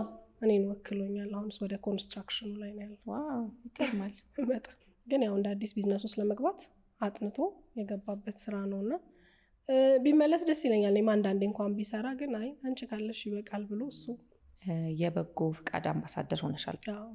እስቲ ለማን እንደሆንሽ እና በምን ምክንያት እንደሆንሽ እሱንም። ለመቄዶንያ ነው፣ ያው ብዙ ሰው ያውቃል ብዬ አስባለሁ። መቄዶንያ እንግዲህ ላለፉት ረጅም ዓመታት በጣም ብዙ አረጋውያንን የአእምሮ ህሙማንን እያገዘ ያለ ተቋም ነው እና የመቄዶንያ የበጎ ፍቃድ አምባሳደር ነኝ። በጣም ደስ ይለኛል፣ በጣም ኩራት ይሰማኛል ከዚህ ተቋም ጋር መስራት። ምክንያቱም በጣም ብዙ ኃላፊነት፣ ሀገራዊ ኃላፊነትን የያዘ ለብዙ ሰዎች ተስፋ መለምለም ምክንያት የሆነ ተቋም ነው እና ብዙዎች በቃ አበቃ ብሎ ቤተሰብ እንኳን ሰልችቶ አውጥቶ የጣላቸውን ሰዎች አንስቶ እንደ አዲስ በእነሱ ህይወት ውስጥ ተስፋ ማሳየት የቻለ ተቋም ስለሆነ ከመቄዶንያ ጋር መስራት በጣም ደስ ነው የሚለኝ። የገቢ ማሰባሰቢያ ጀምረናል። በሰይፉ ኦን ኢቢኤስ ዩቲዩብ ቻናል ላይ 5 ቢሊዮን ብር ለመሰብሰብ አቅደን እየሰራን ነው። እንደ እግዚአብሔር ፍቃድ እንግዲህ ጀምረናል፣ ይሳካል። 800 ሚሊዮን አልፈናል አሁን በገንዘብ ብቻ። ደስ ይላል። አንቺም እንግዲህ የመጀመሪያውን እገዛ ያደረግሽው ደግሞ አንቺ ነሽ። ሁሉ ይሳካል አይደል? አሁንም አለ የሚለውን ነገር እንደውም በዚሁ አስተካከሽ አለ፣ አሁንም አለ። እንግዲህ አላማችንን ግቡን እስከሚመታ ድረስ አናቆምም። ሁላችሁም የሰይፉ ኦን ኢቢኤስ ዩቲዩብ ቻናል የቀጥታ ስርጭቶች አሉ። ቀንም ማታም እያደርን ነው የምንሰራው። በጣም ብዙ በርካታ የኪነ ጥበብ ባለሙያዎች፣ የሃይማኖት አባቶች፣ በጣም በተለያየ የሙያ ዘርፍ ላይ ተሰማርተው የሚገኙ ልበቀና ሰዎች ሁሉ እየተሳተፉበት ያሉ የአቅማቸውን የሙያቸውን እያገዙ ያሉበት መርሃ ግብር አሁንም አልተጠናቀቀም አለና አሁንም እንድታግዙ። ምክንያቱም መቄዶንያ በቀን በጣም ብዙ ብር እያወጣ እነዚህ ሰዎች ምግብ እንዲያገኙ፣ መጠለያ እንዲያገኙ፣ ከምንም በላይ ደግሞ ቤተሰብ ፍቅር እንዲያገኙ ምክንያት የሆነ ተቋም ስለሆነ ኢትዮጵያዊ ኃላፊነታችን ግዴታችንም ነው ብዬ አስባለሁ እና አሁንም በዚህ በጎ ዓላማ ላይ እንድትሳተፉ እውነት ለመናገር ኢትዮጵያዊ በጣም ልቡ ቀና ነው። ይገርመኛል በጣም ማለት አሁን እንደምታየው ነው ኑሮ በጣም ተወዷል። ግን በዚህ ሁሉ መሀል ለመስጠት ወደኋላ አይልም። ከመላው ዓለም ልክ የሆነ ሰው ታመመ ሲባል እገዛ ሲባል ከሁሉም ዓለም ኢትዮጵያዊ ነው የሚነሳው። ያለው የሌለው በጣም ነው የሚረባረበው እና እግዚአብሔር ይስጣቸው እስካሁንም የሚያገዙን እዚህ ያደረሱን በጣም ነው የምናመሰግነው። እግዚአብሔር ይስጣችሁ በወጣ ይተካ ነው የምለው። አሁንም ደግሞ እገዛችሁ አይለየን ማለት እፈልጋለሁ። ቢኒንም ሰይፉንም በጣም ነው የማመሰግናቸው። እግዚአብሔር ይባርካቸው። በጣም በጣም መልካም ስራ ለትውልድ የሚተላለፍ የሆነ ሰዓት ላይ እንዲህ እኮ አድርገናል ብለን የምናወራበትን አይነት ስራ እየሰሩ ነውና እግዚአብሔር ይስጣቸው። አንድነትንም ፍቅርንም አብሮነትንም በጣም ያየንበት ፕሮግራም እየሆነ መጥቷል እኮ አሁን በእውነት ቅንነት ለካ እንደዚህ አንድ ያደርጋል፣ አንድ ላይ ያዋህዳል የምትዩን ነገር በደንብ ታይበታለሽ አይደል? አብሮነትን እንዴ አንዳንድ ጊዜ አሁን የሆነ መጥፎ ነገሮችን ትሰሚና በቃ በኢትዮጵያዊነት ተስፋ ልትቆርጭ ወይኔ ምናምን ልትይ ስትይ እንደዚህ አይነት ነገሮች ደግሞ የሚገርሙ ሰዎችን ታያለሽ። ቅልብ ያላቸው የራሳቸውን የሚሰጡ በቃኝ ብለው የራሳቸውን አንስተው የሌላቸው ያለው ሰው እኮ ቢሰጥ ያን ያህል ላይገርምሽ ይችላል። ግን ሰው በቃ የሌለው ሰው ታሞ የመታከሚያውን ለመስጠት ለራሱ መድኃኒት መግዣውን ለመስጠት የእናቴ ማስታወሻ ነው እናቴ በህይወት የለችም የአንገቷን ሀብሏን ቤት ሰው መኖሪያ ቤት አሁን ለመግዛት እንዴት እንደምንጋጋጥ አይደል? ኢትዮጵያ ውስጥ መኖሪያ ቤት ለመግዛት በጣም ረጅም ጊዜ ነው የሚፈጀው። ጥሪትሽ ነው በቃ ቀሪ ሀብት የምትይው ነገር ነው። ግን ሰው አምጥቶ እንደቀላል ነገር ቤት ይሰጣል። እና እንደዚህ አይነት ልቦችን ስታይ የምር በጣም ነው እኔ ልብ የሚሞላው ደስም የሚለኝ የምኮራውም። ኢትዮጵያዊነታችን አለ ለካ በሆነ ነገር ተሸፍኖብን መጥፎ ነገሩን እየሰማን እንጂ አለ ብለሽ ተስፋ እንዳትቆርጪ ያደርግሻል። ከዛ ውጪ ባህር ማዶ ያለው ኢትዮጵያዊ ልቡ እዚህ ነው አልሄደም። እውነት ከውጭ ሀገር ብዙ ልጆች ይደውላሉ። ኢቭን አንዳንዴ አማርኛ ራሱ በደንብ የማይችሉ ልጆች ይደውላሉ ለማገዝ ልባቸው እንዴት ደስ እንደሚል ስለ ሀገራቸው የተነገራቸው ነገር እንዴት ደስ እንደሚል እና በደንብ ነው ልጆቻቸው ላይ ራሱ የሚሰሩት። በዚህ ፕሮግራም ያየሁት ነገር እሱ አይደለ? የራሳቸውን ኑሮ ለማሸነፍ አረብ ሀገር ሄደው የሚያገኙትን ገንዘብ እንኩ ብለው መስጠት መቻል እኔ ትልቅ ልብ እንዳላቸው ነው የሚያሳየው። የናፍቆት የህይወት መርህ አላት? አዎ አለ። የራሷ የሆነ ብቸኛ አለ። ምንድን ነው? ምናልባት ከ5-6 ዓመት በፊት የህይወት መርህሽ ብለሽ ብትጠይቂኝ አሁን ምልሽ ላለልሽ እችላለሁ። አሁን ግን በብዙ ከፍታም በዝቅታም በመውደቅም በመነሳትም የተማርኩት ትልቁ ነገር በምንም አይነት ሁኔታ ውስጥ እግዚአብሔርን ማስቀደም ነው። እኔ እንደ ህይወት መርህ ያስኩት ማልደራደርበት ጉዳይ እግዚአብሔርን ማስቀደም ነው። ምክንያቱም ተምሬያለሁ፣ ዲግሪ ያለኝ ማስተርስ አለኝ ብዬ በትምህርቴ ተመክቼ ሰዎችን አውቃለሁ ብዬ በማውቃቸው ሰዎች ተመክቼ መናገር እችላለሁ፣ ማውራት እችላለሁ ብዬ አንደበቴን ተመክቼ ዝነኛ ነኝ ትንሽም ቢሆን እውቅና አለኝ ብዬ ዝናዬንም ተመክቼ ያልኩባቸው ጊዜያቶች አሉ። ሁሉም በዜሮ የተባዛበት። እግዚአብሔርን ካልያሽ እውቀትሽ፣ ዝናሽ፣ የምታውቂያቸው ሰዎች ሁሉ ነገር ባዶ ነው። እግዚአብሔር በህይወት ውጣ ውረድ ውስጥ እሱን አስተምሮኛል። እንዳልኩሽ ነው የዛሬ 5-6 ዓመት የህይወት መርህሽ ብለሽ ብትጠይቂኝ በቃ ጠንክሮ መስራት፣ ለራስ መቆም፣ ኮንፊደንስ ልልሽ እችላለሁ። እነሱ ነገሮች ዋጋ የላቸውም እያልኩኝ ሳይሆን እግዚአብሔርን ካላስቀደምሽ ሁሉም ነገር ትርጉም የለውም በዚህ ምድር ላይ እና እግዚአብሔርን ያስቀደመ ሰው በጣም ከፍታ ቢመጣ ያን ያህል አይገረምም፣ መውደቅም ቢመጣ አይደነግጥም። መነሳት እንዳለ የተደገፈው ጠንካራ አካል እንዳለ መረዳት ይችላል እና ለእኔ አሁን እየሰራልኝ ያለ ሁልጊዜ የማልደራደርበት ነገር እግዚአብሔርን ማስቀደሜ ነው። በብዙ በስራዬ፣ በትዳሬ፣ በግል ህይወቴ፣ በቤተሰቤ፣ በሁሉም ነገር እግዚአብሔርን አስቀድማለሁ። ይህንን ማወቅ ትልቅ ጥበብ ነው። እውነት ይሄ ገብቶኛል። ሰዎችን ቢያውቁት ደስ ይለኛል። እውነት በእግዚአብሔር የሚያምኑ ሰዎች ይህን ቢያውቁት እንዳልሽው ልባቸው ያርፋል ብዬ አስባለሁ። ብዙዎቻችን ሁልጊዜ እኔም የነበርኩበት እኔም እንደዛ አድርጌ ስለማቅ የምንፈልገው ነገር ላይ መጠንከራችንን መበርታታችንን እንጂ እውነት ይሄ ነገር የእግዚአብሔር ፍቃድ ነው ወይ የሚለውን ነገር ብዙ አናስተውለው እና የእግዚአብሔር ፍቃድ ያልሆነ መንገድ ላይ እንገባና በጣም ብዙ እንዳክራለን፣ ብዙ እንደክማለን። ቆም ብሎ እግዚአብሔርን መጠየቅ፣ ይሄ ነገር ፍቃድህ ነው ወይ? እኔ በጣም ስራ ሲመጣ ራሱ ወደ እኔ መጀመሪያ ጸልያለሁ፣ ይሄ ነገር ካንተ ነው ወይ? ካንተ ካልሆነ ይቅርብኝ ብዬ በጣም ብዙ የሚያጓጉ ብሮች ቀርተው ያውቃሉ። እና ሁሉም ብልጭልጭ ነገር፣ ሁሉም የሚያምር ነገር ከእግዚአብሔር አይደለም። እግዚአብሔር ካየልን ዓላማ ሊያሰናክሉን የሚፈልጉ በጣም ብዙ ማታለያዎችን ጠላት ሰይጣን ይልካል ወደ ህይወታችን። ስለዚህ ቆም ብለን እግዚአብሔርን ፍቃዱን ስንጠይቀው ይሄ ነገር ካንተ ነው ወይ ስንለው እሱ ጋይድ እንዲያረገን እሱ ሊድ እንዲያረገን ፍቃዳችንን ስንሰጠው፣ ምክንያቱም እግዚአብሔር የፍቃድ አምላክ ስለሆነ ፍቃዳችንን ስንሰጠው በዛ መንገድ ሁሉ ነገር የተስተካከለ ይሆናል። አለመሳካት አለመሆን እንኳን ቢመጣ ዳግም ተደግፈሽ እንደምትነሽ ታውቂዋለሽ። እና አሁን ላይ ያለችው ናፍቆት ትልቁ የህይወት መርሆ ያደረገችው እግዚአብሔርን ማስቀደም። ናፍቆት ምን ያዝናናታል? በምንድን ነው ትርፍ ጊዜዋ የምታሳልፈው? ቤት ውስጥ መሆን ነው የሚያዝናናኝ። ብዙ የውጭ ሰው አይደለሁም። እኔም ባለቤቴም ስራ ካለን ከስራችንን ከጨረስን ቶሎ ወደ ቤት ነው የምንሄደው። ከልጆቻችን ጋር የምናሳልፈው ጊዜ፣ ከባለቤቴ ጋር የማሳልፈው ጊዜ፣ የብቻችንም ጊዜ አለን እኔና ባለቤቴ።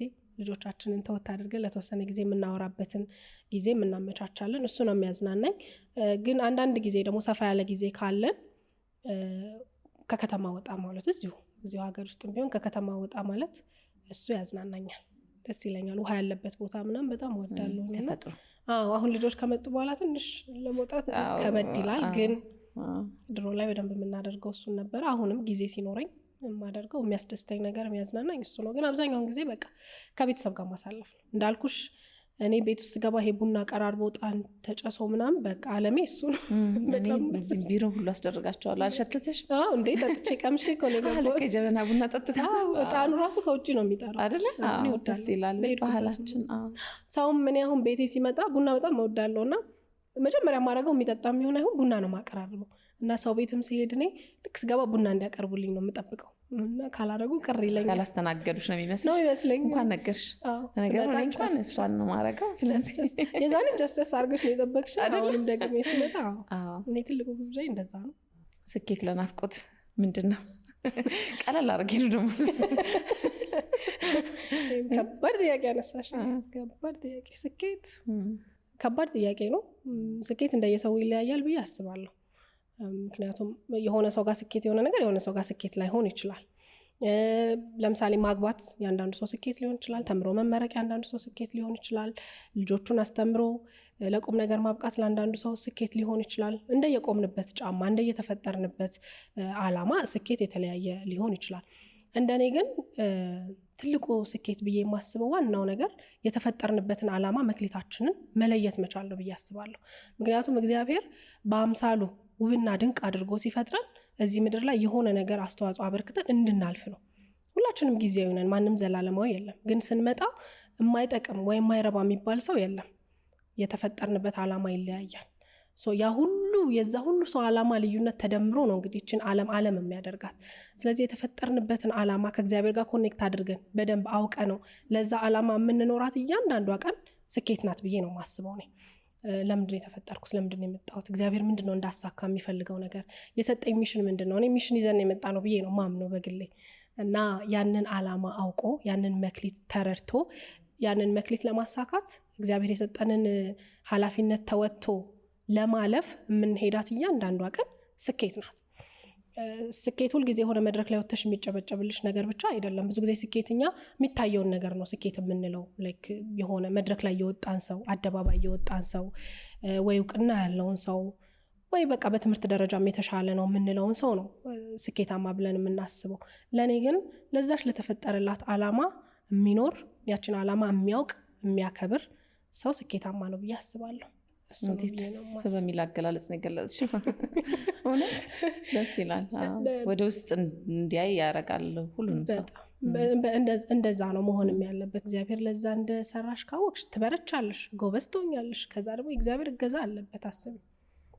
በጩኸቱም በጭብጨባውም ሳትረበሽ ምንም ሳትረበሽ አውቀሽ ትሄጃለሽ። በጣም ብዙ አስወራሽኝ። ቀስ ያልሽ ነካክተናል። እንትን ሆነ ይሄ ወሬ ሲሆን ወግ ስናደርገው በጣም ብዙ ነገር አወራንና ኢንተርቪው ያለቀም አልመሰለኝም። አሁን ቅር እያለኝ በእውነት እንድትገመው ፓርቲቱ አይመስልም። በጣም ደስ የሚል ቆይታ ነበረኝ። ቴንኪው፣ በጣም አመሰግናለሁ። ደስ ይላል ደግሞ የምትሰሩት ነገር። የምታቀርቢያቸው እንግዶች ኢንፍሉዌንሻል ናቸው።